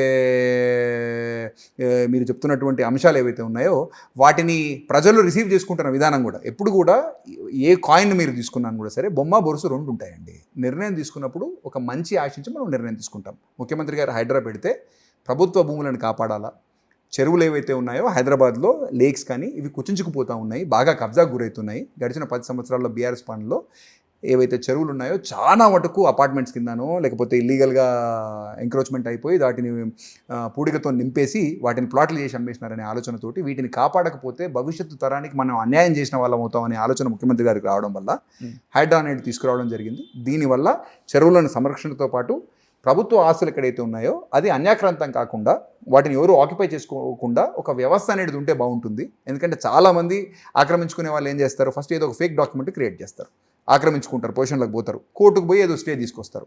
ఇట్లా చేసి ఇంకా ఇట్లా చేస్తే మన పిల్లలకు భవిష్యత్తు బాగుండదు. హైదరాబాద్లో అసలు చెరువులు కానీ నాలాలు కానీ ఉండవు. రేపటి నాడు ఒకవేళ ఏదైనా ఫ్లడ్ వచ్చింది అనుకోండి, అప్పుడు మునిగిపోయేది కానీ అప్పుడు కొన్ని వేల సంఖ్యలో ప్రజలకు నష్టం జరుగుతుంది, లక్షల సంఖ్యలో ప్రాణాలు పోయేదానికి ఆస్కారం ఉంటుంది. కాబట్టి మన సిటీని మనం కాపాడుకోవాలా, చెరువులు కాపాడుకోవాలనే ఆలోచనతోనే మాట్లాడుకుంటుంటే విన్నారా, లేకపోతే మీరు ప్రాక్టికల్గా చూసారు? 100% మా జిల్లాకు సంబంధించినంత వరకు ఇప్పుడు మూసి మా జిల్లా నుంచి ప్రవహిస్తుందండి. సో మూసి వల్ల మాకు ఏవైతే సమస్యలు ఉన్నాయో లేకపోతే అక్కడ స్థానికంగా ఉన్నటువంటి ప్రజలు ఏ విధంగా ఇబ్బంది పడుతున్నారో అనేది ప్రత్యక్షంగా మేము కూడా చూసినాం. అధికారంలోకి వచ్చిన తర్వాత ముఖ్యమంత్రి గారు మా దగ్గర మూసి ప్రాంతంలో పాదయాత్ర కూడా చేసినారన్నమాట. సో ప్రజలకున్న సమస్యలను దృష్టిలో పెట్టుకుని వాటిని ఏ విధంగా పరిష్కారం చేస్తే బాగుంటుందో ఆలోచన చేసి ఆయన ఒక ప్రభుత్వ అధినేతగా ఆయన ఒక నిర్ణయం తీసుకున్నారు.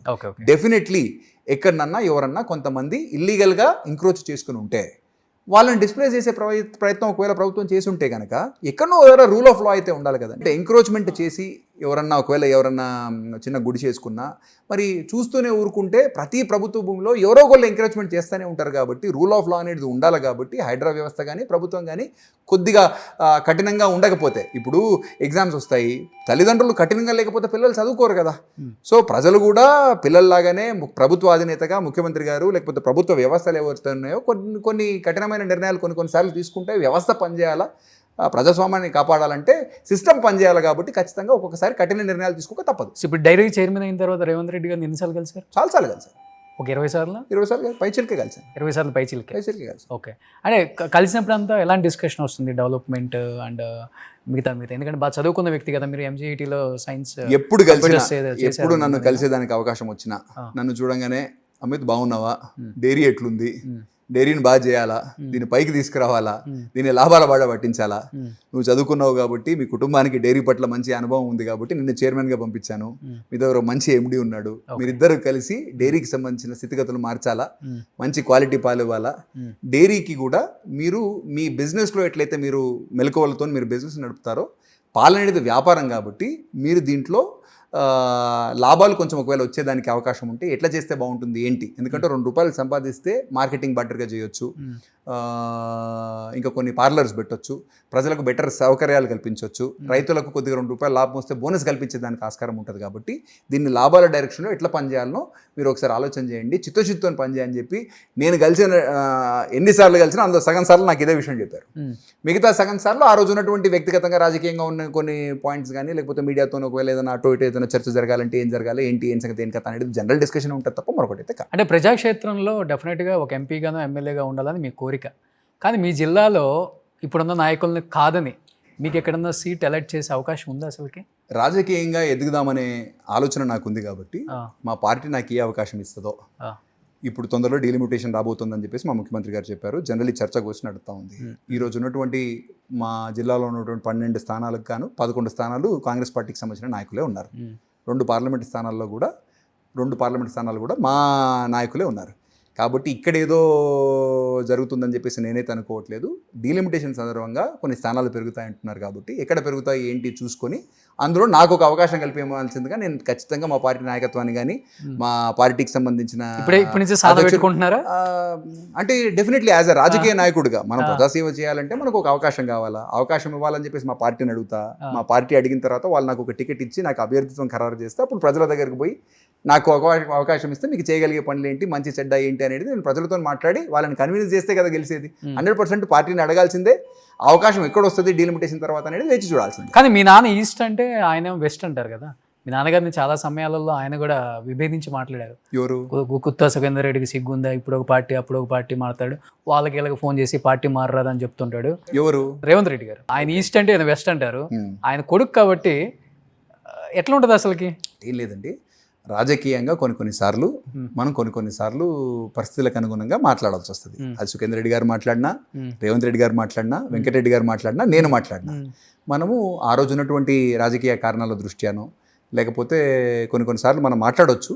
కాకపోతే అవేవో వాటిని దృష్టిలో పెట్టుకొని మనం భవిష్యత్తులో పనిచేయాలనే ఆలోచనతోనైతే కాదు. ఒకటే పార్టీలు ఉన్నప్పుడు ఒకటే ఫిలాసఫీ, ఒకటే పాలసీ, పార్టీకి సంబంధించిన స్టాండు. ఈరోజు ముఖ్యమంత్రి గారు రేవంత్ రెడ్డి గారు ఏ కార్యాచరణ చెప్పినా మంత్రివర్గం కానీ, లేకపోతే ఎమ్మెల్యేలు కానీ, లేకపోతే కార్పొరేషన్ చైర్మన్లుగా మేమందరం కానీ ఆయన డైరెక్షన్ తగ్గట్టుగా, మా మహేష్ అన్న పార్టీకి సంబంధించిన డైరెక్షన్గా, పార్టీకి సంబంధించిన అధినాయకత్వం ఏదైతే మా ఏఐసిసి ఉందో వాళ్ళ నిర్దేశన ప్రకారం మాకు ఏ కార్యక్రమాలు ఇచ్చినా, ఏ డైరెక్షన్ ఇచ్చినా దానికి తగ్గట్టుగా పనిచేస్తాను తప్ప మరొకటైతే కాదు. రేవంత్ రెడ్డి గారు సీఎం, కానీ కాంగ్రెస్ పార్టీలో షాడో సీఎంలు ఎక్కువ అనే ఒక కామెంట్ ఎక్కువ వినపడుతుంది కదా. ఎవరు చెప్పారు? కామెంట్ ఏంటి? ఎవరు షాడో సీఎంస్ అంటే మీకు ఎవరు కనబడుతున్నారు? అదే చాలా మంది ఉంటారు కదా. లైక్ అంటే చాలా మంది, ఇప్పుడు కురేషిన్ అంటారు, రోహిన్ రెడ్డిని అంటారు, వేం నరేందర్ రెడ్డిని అంటారు. వ్యక్తిగతంగా నేను మా జిల్లాకు సంబంధించినంత వరకు మా కోమటిరెడ్డి వెంకటరెడ్డి గారికో లేకపోతే మా ఉత్తమ్ కుమార్ రెడ్డి గారి దగ్గరకో నేను అటో ఇటో, ఎందుకంటే జిల్లాకు సంబంధించిన ఎదిగే నాయకుడు, ఆయన పేరు కూడా చెప్తారు, ఉత్తమ్ గారి పేరు, ఎదిగే నాయకుడిగా నేను మా మంత్రులతో దగ్గరికి పోయి వాళ్ళతో పనులు కానీ లేకపోతే మంచి చెడ్డ వాళ్ళతో చేసుకోకపోతే ఎవరితో చేసుకుంటాను.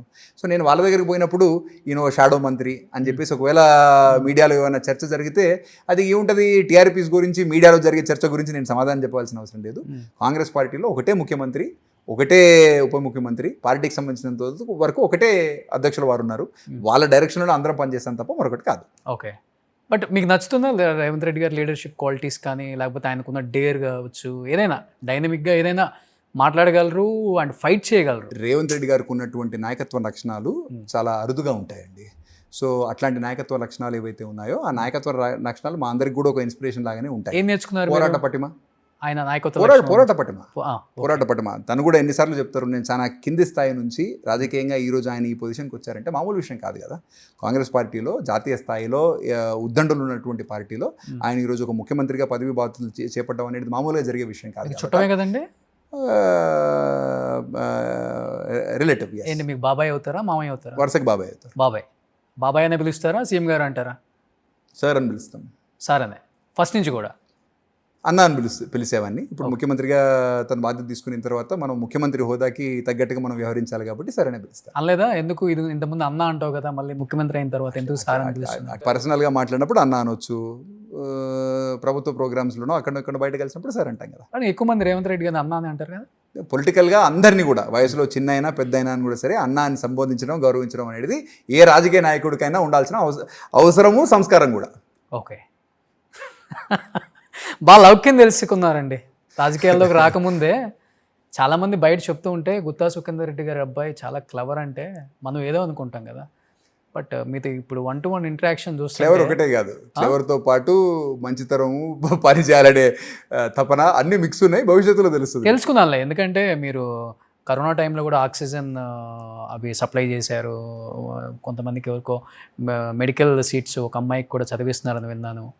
అండ్ గ్రూప్స్కి ప్రిపేర్ అయ్యే వాళ్ళు, ఎస్పెషల్లీ పోలీస్ రంగం కావచ్చు, బ్యాంకింగ్ కావచ్చు, అలాంటి వాళ్ళకి ఫిజికల్ ట్రైనింగ్ కావచ్చు, ఫుడ్ కావచ్చు, వాళ్ళకి అకామిడేషన్ అంతా ఫ్రీ ఇస్తున్నారని విన్నాను నేను కూడా.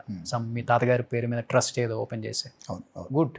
అంటే రాజకీయాలకు రాకముందే స్టార్ట్ చేసుకున్నారా, ఇవి స్టార్ట్ చేసుకున్నాకే ప్రజాక్షేత్రంలో మనం పనిచేయాలనే ఆలోచన ఎప్పుడైతే వస్తుందో ఆ రోజు మనం వ్యాపారంలో స్పెండ్ చేసే టైం ఏదైతే ఉందో, ఇంతకుముందు నేను 100% వ్యాపారంలో స్పెండ్ చేసే టైము ఈరోజు 50% కూడా కాదు. ఓకే, మోర్ దెన్ 80% టైం ఇప్పుడు నేను రాజకీయంగా నాకు మా పార్టీ ఇచ్చిన బాధ్యత కానీ, లేకపోతే ముఖ్యమంత్రి గారు ప్రభుత్వంలో నాకు పాడి పరిశ్రమ సంస్థ చైర్మన్గా తనకు కల్పించిన అవకాశాన్ని బేస్ చేసుకుని నా 80% ఆఫ్ మై కమిటెడ్ టైం ఏదైతే ఉందో ప్రజాసేవకై ఈరోజు ఉపయోగిస్తూ ఉన్నా. ఓకే, ఇంతకుముందు రాజకీయాల్లో లేనటువంటి టైంలో మనం సేవ చేయాలంటే ఆ రోజు ఉన్నటువంటి అవసరాల రీత్యా కరోనా వచ్చింది, అరే మనం ఇట్లాంటి గడ్డు పరిస్థితుల్లో మనం ప్రజలకు ఏం చేయగలుగుతాం అనే ఆలోచన రావడం, దానివల్ల కొన్ని కార్యక్రమాలు టేకప్ చేయడం.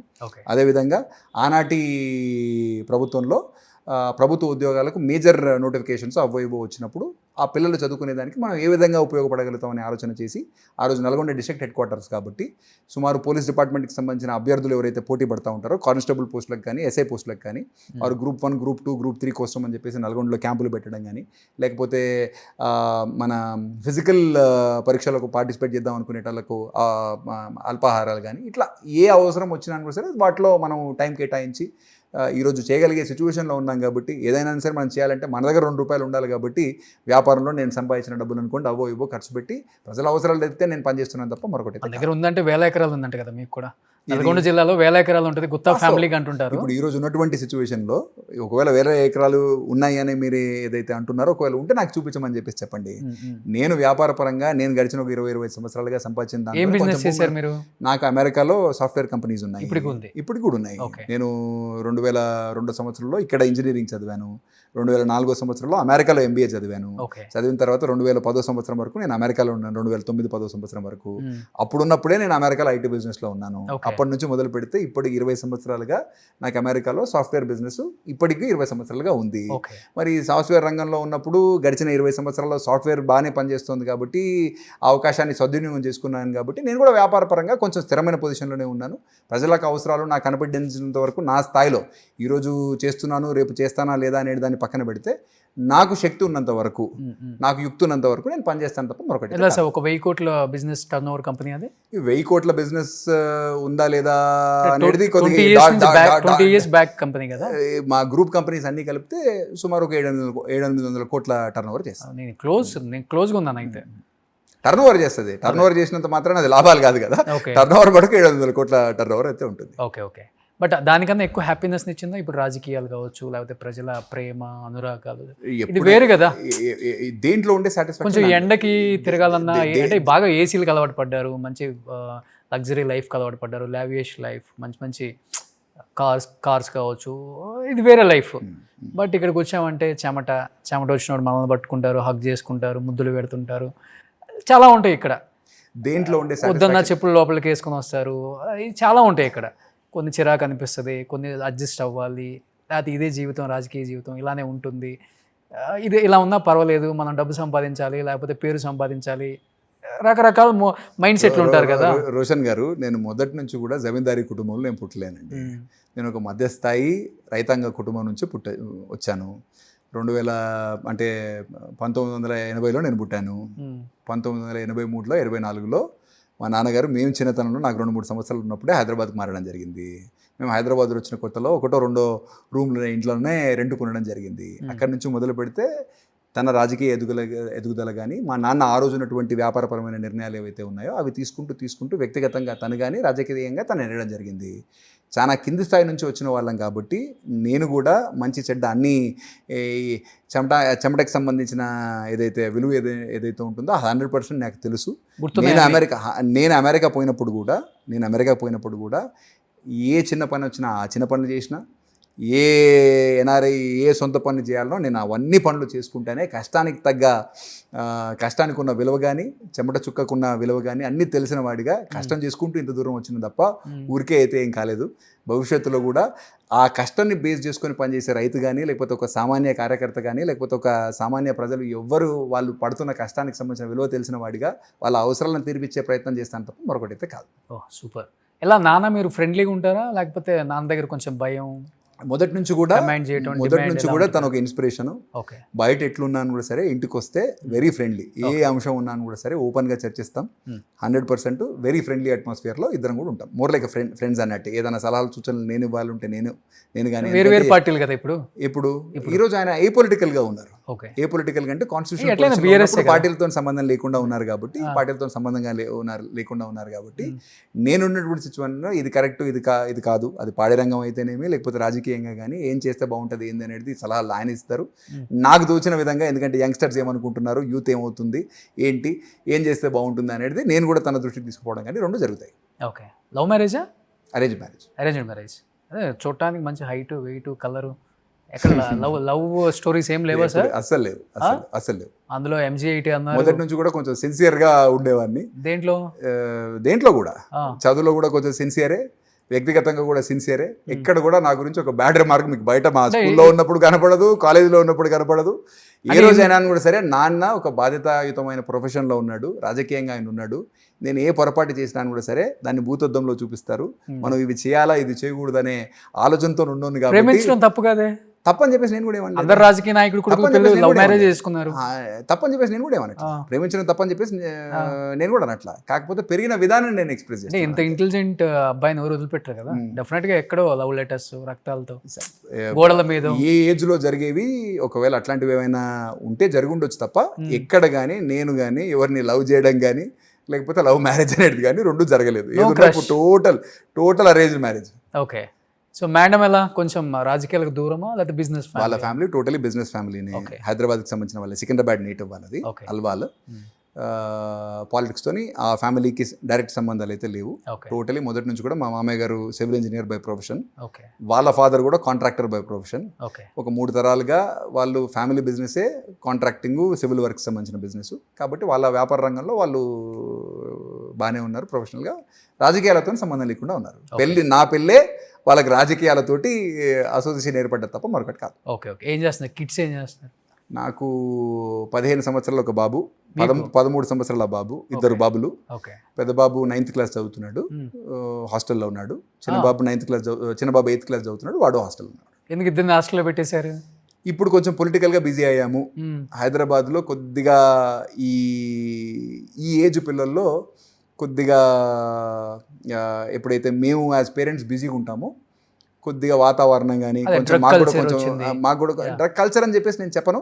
కాకపోతే లోపల ఎక్కడనో ఒక దగ్గర కొంచెం అసోసియేషన్స్, ఫ్రెండ్షిప్స్ ప్రతిదాన్ని మనం మానిటర్ చేయలేం కదా అనే ఒక ఫీలింగ్.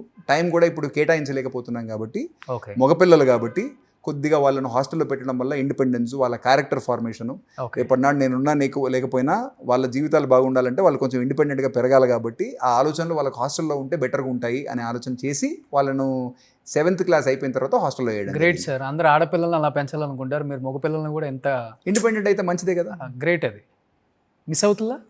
డెఫినెట్లీ. ఎందుకు మిస్ అవుతాం? మన లాస్ట్ వీకే ఇక్కడ ఉన్నారు. ఒక 2-3 డేస్ బ్యాక్ హాలిడేస్ ఉన్నాయి కాబట్టి వచ్చిపోయారు. ఇప్పుడు పెద్దోడు సింగపూర్లో చదువుతున్నాడు, చిన్నోడు బెంగళూరులో ఉన్నాడు. బెంగళూరు. సూపర్. సో ఇప్పుడు బీఆర్ఎస్లో ఉన్నప్పుడు డెఫినెట్గా కేటీఆర్ గారితో ఎంత మీకు ఒక అన్న అని ఒక బాండింగ్ ఉంటుందో, డెఫినెట్గా కవిత గారితో కూడా డెఫినెట్లీ అదే సిస్టర్ బాండింగ్ అయితే ఉంటుంది. పిల్లల హాస్టల్లో ఇస్తున్నప్పుడు కూడా కేటీఆర్ గారు పర్సనల్గా నాకు చెప్పినారు. అమిత్, నా అనుభవం, ఆయన హాస్టల్లో పెరిగాడు. సో నేను హాస్టల్లో పెరగడం వల్ల కొద్దిగా ఫ్యామిలీతో నాకు కొద్దిగా గ్యాప్ ఏర్పడ్డది. నువ్వు మటుకు అట్లా చేసుకోకు, పిల్లల్ని హాస్టల్లోకి హాస్టల్లో వేయకని చెప్పేసి ఆయన వ్యక్తిగతంగా నాకు అడ్వైజ్ ఇవ్వడం జరిగింది. సో పర్సనల్ ర్యాప్ ఆయనతో టీఆర్ఎస్లో ఉన్నప్పుడు ఉండింది. సో ఇప్పుడు కూడా అప్పుడప్పుడు ఫోన్లో మాట్లాడుకుంటాం. ఇప్పుడు లేదు, పార్టీలు మారితే ఫోన్లో మాట్లాడుకుంటాం. కాకపోతే అయినా కూడా సరే మనము వ్యక్తిగతంగా మనకి ఇంతకుముందు ఉన్న అసోసియేషన్ ఒక్కొక్కసారి పార్టీల ద్వారా మనం విడిపోయిన తర్వాత గౌరవం ఇచ్చిపుచ్చుకోవచ్చు, తప్పలేదు. కాకపోతే పర్సనల్ రిలేషన్షిప్ ఇంతకుముందు కూడా తను పార్టీకి సంబంధించిన కార్యనిర్వాహక అధ్యక్షుడిగా లేకపోతే మా అందరికీ ఒక గైడింగ్ ఫోర్స్ లాగా ఆయన ఉండే, ఆయన కింద పనిచేసాం కాబట్టి అంతవరకు ఇదే తప్ప పర్సనల్గా క్లోజ్గా ఫ్యామిలీతో అసోసియేషన్ వాళ్ళ కుటుంబంతో. చెప్పాలంటే ఇప్పుడు పేరుకే కాంగ్రెస్ బీఆర్ఎస్ కానీ బీఆర్ఎస్లో ఉన్న ఎంతమంది లీడర్స్కి కాంగ్రెస్ లీడర్స్తో మంచి బాండింగ్ లేదు. వ్యక్తిగత సీఎం గారికి మరీ కావాలని చెప్పేసి పెళ్ళిళ్ళకి వచ్చిన వాళ్ళని, ఇప్పుడు యాక్చువల్గా చెప్పాలంటే పార్టీలు వేరైనా మంచి ఫ్రెండ్స్ కాబట్టి పెళ్ళిళ్ళకి పిలుచుకుంటాం, అది మంచి సాంప్రదాయం. బట్ అపోజిషన్ లీడర్స్ వచ్చినప్పుడు వచ్చి ఒక ఫోటో దిగి అక్షంతలు వేసి వెళ్ళిపోవడం వరకే చూస్తాం ఎక్కడైనా కానీ. మీరు మరీ ఎక్కువ సీఎం గారికి ఎక్కువ బీపీ తెప్పించడానికి అసలు హగ్గులు చేసుకోవడం, ఈకలెక్కలు పక్కపక్కలు, అసలు ఎలా ఉంటుందంటే మీ తెలంగాణలో ఈ మధ్య జనరలీ అంటే ఒకటి రోషన్ గారు, తెలంగాణలో ఆంధ్రాలో ఉన్నంత పొలిటికల్ పోలరైజేషన్ లేదండి. ఇక్కడ కొద్దిగా మొదటి నుంచి కూడా ఇక్కడ చాలా మటుకు నాయకుల్లో వారి కార్యకర్తల్లో కూడా మీకు వీళ్ళు రాజకీయంగా మనకు ప్రత్యర్థులే తప్ప శత్రువులు కాదు అనే ఏదైతే ఒక ఫీలింగ్ ఉందో ఒక మంచి సాంప్రదాయం ప్రజల్లో కూడా ఉంది, మనలో కూడా ఉండాలా, నాయకుల్లో ఉండాలా, కార్యకర్తల్లో ఉండాలా. ఎందుకంటే మనకు పదవులు శాశ్వతం కాదు, పాలసీ ప్రకారం మనకు భేదాభిప్రాయాలు ఉండొచ్చు, ఐడియాలజీస్ వేరేగా ఉండొచ్చు తప్ప మనం ఏదో ఒకళ్ళనొకళ్ళు కొట్టుకోవడం కానీ ఆ రోజులు కూడా పోయినాయి. మన తెలంగాణ సంస్కృతి కూడా అది కాదు, అదే కల్చర్ అట్లనే కంటిన్యూ అయితేనే బాగుంటుంది తప్ప మరొకటి కాదు. ఓకే. సో ఇందాక కవిత గారు టాపిక్ వచ్చినప్పుడు, సో కేటీఆర్ గారు యాజ్ ఏ బ్రదర్గా మంచి రిలేషన్ ఉండేదని చెప్పారు, యాజ్ ఏ సిస్టర్గా ఆమెతో కూడా ఉంటుండదు. ఈరోజు చూస్తే లిక్కర్ కేసులో క్లీన్ చిట్ ఇచ్చింది, ఎటువంటి తప్పు చేయలేదు మీరు, ఎటువంటి ఆధారాలు లేవు, కేసు కొట్టేస్తున్నాం అని చెప్పి. కేజ్రీవాల్ గారు అయితే ఏడ్ చేశారు, మీరు లైవ్ కూడా చూసుంటారు, వాళ్ళ వైఫ్ అతను అందరూ ఏడ్ చేశారు. ఎటువంటి ఆధారాలు లేకుండా జైల్లో పెట్టి కావాల్సి హెరాస్ చేసి ప్రజల్లో ఒక దొంగగా చూపించారు. అటు ఆయన కావచ్చు, ఇటు కవిత గారు కూడా కావచ్చు. ఫస్ట్ నుంచి కూడా నేను ఈ కేసులో లేను, క్లీన్ చిట్ వస్తుందని చెప్పేసి ఆరోపణలు నమ్మొద్దు. 5.5 నెలలు నన్ను, నా ఫ్యామిలీతో, నా పిల్లల్ని దూరంగా జైల్లో వేసేసారు. నన్ను ఎవరు పట్టించుకోకపోయినా కానీ తెలంగాణ ప్రజానీకం నమ్మింది. ఈరోజు అదే జరిగిందని చెప్పేసి ఆమె కూడా ఎమోషనల్ అయ్యారు వాళ్ళ అబ్బాయిని హక్ చేసుకొని. ఏంటి కవిత గారితో ఆ కుటుంబం బాండింగ్ ఇది అనేది జనం అనేది చూస్తున్నారు, అబ్జర్వ్ చేస్తున్నారు, మనం చెప్పనక్కర్లేదు. కానీ మీకేమనిపించింది? అంటే డెఫినెట్గా ఇప్పుడు మనము ప్రూవ్ చేయనప్పుడు 100% కోర్టు ఇచ్చిన జడ్జిమెంట్ కానీ ఈరోజు ఏదైతే ఉందో, ఎందుకంటే మన శాసన వ్యవస్థలో కానీ మన రాజ్యాంగంలో ఏదైనా ఇష్యూ ఆర్బిట్రేషన్లో కానీ లిటిగేషన్లో కానీ ఉన్నప్పుడు కోర్టు తీర్పు ఫైనల్ తీర్పు. ఆ రోజు ఎంక్వైరీ చేస్తున్నటువంటి ఏజెన్సీస్ వాళ్ళు ఏవైతే ఆరోపణలు కానీ ఏదైతే ఛార్జ్ షీట్ దాఖలు చేశారో దాన్ని ఎవిడెన్స్ త్రూ ప్రూవ్ చేయగలిగితేనే ఎవరైనా కూడా సరే కన్విక్ట్ అయ్యేది. ప్రూవ్ చేయలేకపోయారు కాబట్టి డెఫినెట్లీ వాళ్ళని నిర్దోషులుగా ఈరోజు ప్రకటించడం జరిగింది. వాస్తవంగా తప్పు జరిగిందా లేదా అనేది కవిత గారి అంతరాత్మకు, కేజ్రీవాల్ గారి అంతరాత్మకే తెలుస్తుంది తప్ప, వాళ్ళ మనోసాక్షికే తెలుస్తుంది తప్ప ఎవరికి తెలియదు. ప్రూవ్ చేయగలిగారా లేదా, బాగా ప్రూవ్ చేయగలిగారా లేదా, అసలు ఎందుకు ప్రూవ్ చేయలేకపోయారో అనేది ఇన్వెస్టింగ్ ఏజెన్సీస్ తెలుస్తాయి. నేను మటుకు ఈరోజు ఉన్నటువంటి సిచ్యువేషన్లో ఒకవేళ కవిత గారు నిజంగానే ఆ పొరపాటు కనుక ఒకవేళ చేసేదానికి ఆస్కారం ఉందా లేదా అనేది మాకు తెలియదు. మాకు కూడా మీడియా త్రూ కానీ లేకపోతే మేము కూడా మీలాగానే సామాన్యంగా మాకు తెలుస్తున్నటువంటి ఇన్ఫర్మేషనే తప్ప ఇక వ్యక్తిగతంగా జరిగిందా లేదా అనేది దానికి సంజాయిషి కానీ ఎక్స్ప్లెనేషన్ తనే ఇవ్వగలగాలి తప్ప నేను దాని గురించి పెద్ద కామెంట్ చేసేదానికి ఏం లేదండి. రాబోతున్నారండి కవిత గారు కాంగ్రెస్లోకి వస్తారని ఒక ప్రచారం గట్టిగా జరుగుతుంది కదా. సరే, రాజకీయంగా తను సెపరేట్గా పార్టీ పెడతారు అనేది బయట మీడియాలో కానీ అదర్వైజ్ మనకు వినపడేది. కాంగ్రెస్లో రాగలుగుతారా, వచ్చేదానికి ఆలోచన ఉందా లేదా అనేది నేనైతే వినలేదు. నా స్థాయి కూడా అది కాదు. మరి పై స్థాయిలో మా పార్టీకి సంబంధించిన అధినాయకత్వంతో కానీ ఇంకెవరితో కానీ ఏమైనా చర్చ జరుగుతుందా లేదా అనేది నాకు కూడా తెలీదు. బట్ మనకు తెలియని దాని గురించి మనం ఆలోచన చేసినా మాట్లాడినా వేస్ట్ అవుతుంది. కాబట్టి నా స్థాయిలో డెఫినెట్లీ నాకు అది వాస్తవంగా అసలు చర్చ ఉందా లేదా, తనకి ఇంట్రెస్ట్ ఉందా లేదా, బయట మీడియాలో ఓపెన్గా తనే నేను ఒక సెపరేట్ పార్టీ పెడతా, ఆల్రెడీ రిజిస్ట్రేషన్ వరకు పోయింది. మన ఎలక్షన్లో కూడా ఎక్కడనో కొన్ని టికెట్స్ తన చేతి నుంచి ఎవరికో ఇవ్వడం చూసాం. కాబట్టి కాంగ్రెస్ పార్టీలో జాయిన్ అవుతుందనేది నేనైతే అనుకోవట్లేదు. మరి మనకు తెలియని విషయాలు భవిష్యత్తులో ఏం జరుగుతాయో చూద్దాం. ఎవరు మీ పార్టీలో మీ ఏజ్ గ్రూప్ అంటే మీకు బాగా షింక్ అయ్యి ఓకే ఓపెన్గా మాట్లాడుకోవడం కానీ, ఆ ఫ్రెండ్షిప్ కానీ ఎవరితో ఎక్కువ? చాలా మంది నాయకులు ఇప్పుడు మా జిల్లాకు సంబంధించినంత వరకు రఘువీర్ కానీ లేకపోతే జయవీర్ గారు కానీ ఇద్దరు కూడా నా కంటెంపరీసే. ఐ థింక్ రఘు గారు నాకంటే కొంచెం పెద్ద, జయవీర్ గారు నాకంటే కొంచెం చిన్న.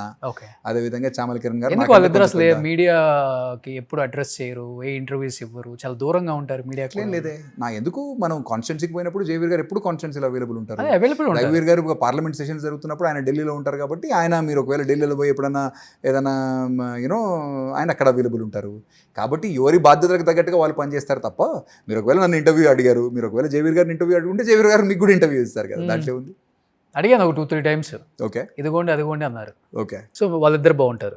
డెఫినెట్లీ ఎనీబడి కాంగ్రెస్ పార్టీకి సంబంధించిన ఏ కార్యకర్త అయినా ఏ నాయకుడైనా కూడా సరే మనం అందరం ఒక ఇంట్లో ఉన్నప్పుడు కుటుంబ సభ్యుల్లాగా ఉంటాం. కాబట్టి అందరితో బాగుండే ప్రయత్నం చేస్తాం.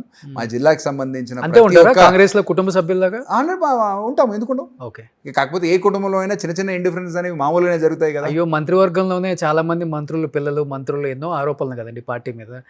ఈ మధ్య కొండా సురేఖ గారు ఓఎస్డి సుమన్ ఏదో చేశాడని చెప్పేసి వాళ్ళ అమ్మాయి రేవంత్ రెడ్డి గారిని ఎన్ని తిట్టిపోసారు చూశారు. కోమటిరెడ్డి వెంకటరెడ్డి గారు నాకు మంత్రి ఇచ్చారు కానీ నాకు ఇంపార్టెన్స్ లేదని ఆయన తిట్టిపోశారు. ఉత్తమ్ కుమార్ రెడ్డి ఆయన గోడు వెళ్ళబొక్కున్నారు. రాజగోపాల్ రెడ్డి నాకు మంత్రి ఇవ్వలేదు ఏదో వచ్చారన్నారు. చెప్పుకుంటూ వస్తే 1,00,000 ఉన్నాయి కదండి. ఊరికే చెప్తున్నాను, ఏం లేదంటే చెప్తున్నాను సార్. నేను అనేది కూడా నేను బీఆర్ఎస్ పార్టీలో కూడా జనరల్ గా ఎలక్షన్ లో ఓడిపోయిన తర్వాత అనేక సమీక్షా సమావేశాల్లో పాల్గొన్నాను. అక్కడ కూడా పై స్థాయి నుంచి మొదలు పెడితే సీతక్క తప్ప రేవంత్ రెడ్డి గారి మీద ఆరోపణ చేయకుండా ఏ మంత్రి చెప్పండి ఎవరు చేశారు? ఇప్పుడుగా 4 చెప్పాను నేను. దాంట్లో రాజగోపాల్ రెడ్డి గారు తనకు మంత్రి పదవి ఇస్తే మునుగోడు కాన్స్టిట్యున్సీకి బాగా చేయాలనే ఆలోచనతో ఆయన పనిచేస్తున్నారు. యాజ్ ఎ సీనియర్ నాయకుడిగా కాంగ్రెస్ పార్టీకి ఇంతకుముందు చాలా సేవ చేసిన నాయకుడిగా ఒక ఎమ్మెల్యేగా మంత్రి పదవి అనేది నాకు ఒక ఎలివేషన్ వస్తుంది, దాని ద్వారా ప్రజాసేవకి ఇంకొంచెం బెటర్ సేవ చేయాలనే ఆలోచన ఆయనతో పాటు చాలా మంది శాసనసభ్యులకు ఉంటుంది, ఆయనకు కూడా ఉంది. దాంట్లో తప్పు లేదు కదా, ఆయన ఆశించడంలో తప్పే ఉంది. సీనియర్ నాయకుడు, మొదటి నుంచి పార్టీ గురించి చిత్తశుద్ధితో పనిచేశాడు. 2014లో మన కాంగ్రెస్ పార్టీ రాష్ట్రంలో ప్రభుత్వం నుంచి కోల్పోయిన తర్వాత కూడా మా జిల్లాలో ఎమ్మెల్సీ ఎలక్షన్ వచ్చినప్పుడు కూడా చాలా వీరోచితంగా ఆయన పోరాటం చేసినాడు. ఆ రోజు ఎమ్మెల్సీగా ఎన్నికయ్యాడు. సో ఆయన చేయాల్సిన ప్రయత్నం కాంగ్రెస్ పార్టీలో రాజకీయంగా చాలా కష్టపడి ఆయన పనిచేశాడు కాబట్టి ఆశించడంలో తప్పులేదు కదా. సరే, పార్టీ సైడ్ నుంచి అది పాసిబులా కాదా అనేది ముఖ్యమంత్రి గారు మా పార్టీ అధినాయకత్వం నిర్ణయం తీసుకుంటుంది తప్ప ఆశించడంలో తప్పులేదు కదా. సో ఆయన ఆశయం ఏదైతుందో పబ్లిక్గా వ్యక్తపరిచారు, దాంట్లో ఏం తప్పులేదు కదా.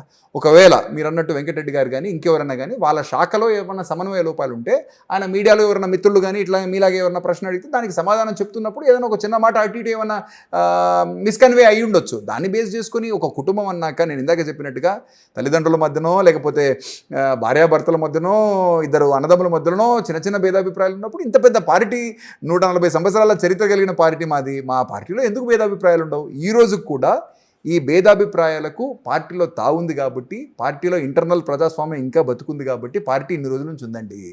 వన్ మ్యాన్ షో లాగా అధికార వికేంద్రీకరణ కాకుండా కేంద్రీకరణ జరిగి చుట్టూ ఒక కోటరీ ఏర్పడితే ప్రజలు తిరస్కరిస్తారు. 100% అందరు కలిస్తేనే కదా కాంగ్రెస్ పార్టీ. సూపర్. సో ఏంటి ఇంకా ఫ్యూచర్ అంబిషన్స్ చెప్పారు? డెఫినెట్గా ప్రజాక్షేత్రంలో ఉండాలి, ఎంపీఆర్ ఎమ్మెల్యేగా గెలవాలి, నేను కూడా అసెంబ్లీలో అడుగు పెట్టాలనే కోరిక అయితే ఉంది, అయితే పార్లమెంట్లో అడుగు పెట్టాలనే కోరిక అయితే ఉంది. డెఫినెట్గా అదైతే అనిపించుకోవాలని ఉంది. సో నెక్స్ట్ ఏంటి సార్ ఇంకా ఎలాంటి డెవలప్మెంట్స్? ఎందుకంటే ఇప్పుడు యూత్ చాలామంది రాజకీయాల్లోకి వస్తున్నారు. At the same time Nalgonda, Bhuvanagiri జిల్లాలు కూడా చెప్పాలంటే ఇప్పుడు రియల్ ఎస్టేట్ పరంగా కావచ్చు, ఆ కారిడార్ కూడా చాలా డెవలప్మెంట్స్ ఫ్యూచర్ ఉందని చెప్తున్నారు. సో ఎలా ఉండబోతుంది యూత్కి, అన్ఎంప్లాయ్మెంట్కి ఏం చెప్తారు? తెలంగాణ రాష్ట్రానికి సంబంధించినంత వరకు మంచి బంగారు భవిష్యత్తు ముందుంది. కాకపోతే రాష్ట్రాన్ని మనం నడుపుతున్నప్పుడు ఈ మధ్య సుప్రీంకోర్టు కూడా 2-3 స్టేట్మెంట్స్ ఇవ్వడం జరిగింది. ఏంటంటే ప్రభుత్వాలు కొంచెం లాంగ్ టర్మ్ ఇంట్రెస్ట్ని దృష్టిలో పెట్టుకొని నిర్ణయాలు తీసుకుంటే బాగుంటుంది అనేది వాళ్ళు చేస్తున్న సూచన. అంటే మనము సోషల్ వెల్ఫేర్కి కానీ ఎక్కువ మనము నిధులు కేటాయింపు కానీ లేకపోతే ఇంపార్టెన్స్ ఇచ్చి అభివృద్ధిని ఒకవేళ మనము కొంచెం డిస్కరేజ్ చేసినా లేకపోతే కొంచెం పట్టింపు దాని గురించి తక్కువ ఉన్నాను కూడా సరే, భవిష్యత్తు తరాలకు కొద్దిగా అన్యాయం జరిగేదానికి ఆస్కారం ఉంటుంది. కాబట్టి లాంగ్ టర్మ్ ఇంట్రెస్ట్ని ఎప్పుడు కూడా ముందర పెట్టి షార్ట్ టర్మ్లో కొన్నిసార్లు కఠిన నిర్ణయాలు తీసుకోక తప్పదు. ఏ రాజకీయ నాయకుడికైనా కూడా సరే, ఏ ప్రభుత్వానికైనా కూడా సరే, మనం ఏదో ఒక ఎలక్షన్ గెలవాలని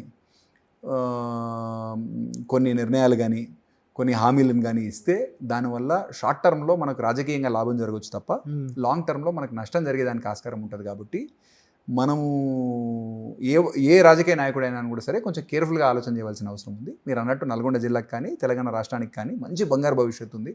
ఆల్రెడీ భారతదేశంలో మంచి పొజిషన్లో ఉన్నాము. ఈరోజు పర్ క్యాపిటా దీంట్లో కానీ, సాఫ్ట్వేర్ రంగంలో కానీ, బయోటెక్నాలజీ రంగంలో కానీ మా ముఖ్యమంత్రి గారు కూడా అనేక సంక్షేమంతో పాటు అనేక అభివృద్ధి కార్యక్రమాలు కూడా మీద తీసుకొని పనిచేస్తూ ఉన్నారు. మంత్రివర్గ సహచరులందరూ కూడా సంపూర్ణ సహకారం ఉంది. మీరు అన్నట్టు చిన్న చిన్న పొరపచ్చాలు ఏమైనా ఉంటే కుటుంబంలో సమస్య పోతాయి, మంచి బంగారు భవిష్యత్తు ఉంటుంది. మా యువతరానికి కాంగ్రెస్ పార్టీలో మంచి గుర్తింపు ఉంది. ఎందుకంటే వేరే ఏ పార్టీలో ఉన్నా లేకపోయినా మా దగ్గర చాలా అంతర్గత ప్రజాస్వామ్యం ఉంది, బలంగా ఉంది. పార్టీ ఇన్ని రోజులు ఉందంటే దానికి అదొక మూల కారణం, మూల స్తంభం కూడా. కాబట్టి భవిష్యత్తులో కాంగ్రెస్ పార్టీ భారతదేశంలో రాహుల్ గాంధీ గారిని ప్రధానమంత్రిగా చూడాలనే ఆలోచనతోటి ఇక్కడ మాకు ముఖ్యమంత్రి గారు చెప్తున్నట్టు మరొకసారి కాంగ్రెస్ పార్టీని అధికారంలో రావాలనే సంకల్పంతో నా స్థాయిలో కానీ మా కాంగ్రెస్ పార్టీ కార్యకర్తలు, నాయకులు, జిల్లా స్థాయి నాయకులు అందరం కూడా కలిసికట్టుగా పనిచేస్తామని చెప్పేసి ఆలోచన చేస్తున్నాం తప్ప మరొకటి కాదు. Super. Thank you so much Amit Reddy garu. Thank you Roshan. Suman టీవీలో మీ పర్సనల్ అండ్ బిజినెస్ ప్రమోషన్స్ కోసం కింది నెంబర్కి కాంటాక్ట్ చేయండి.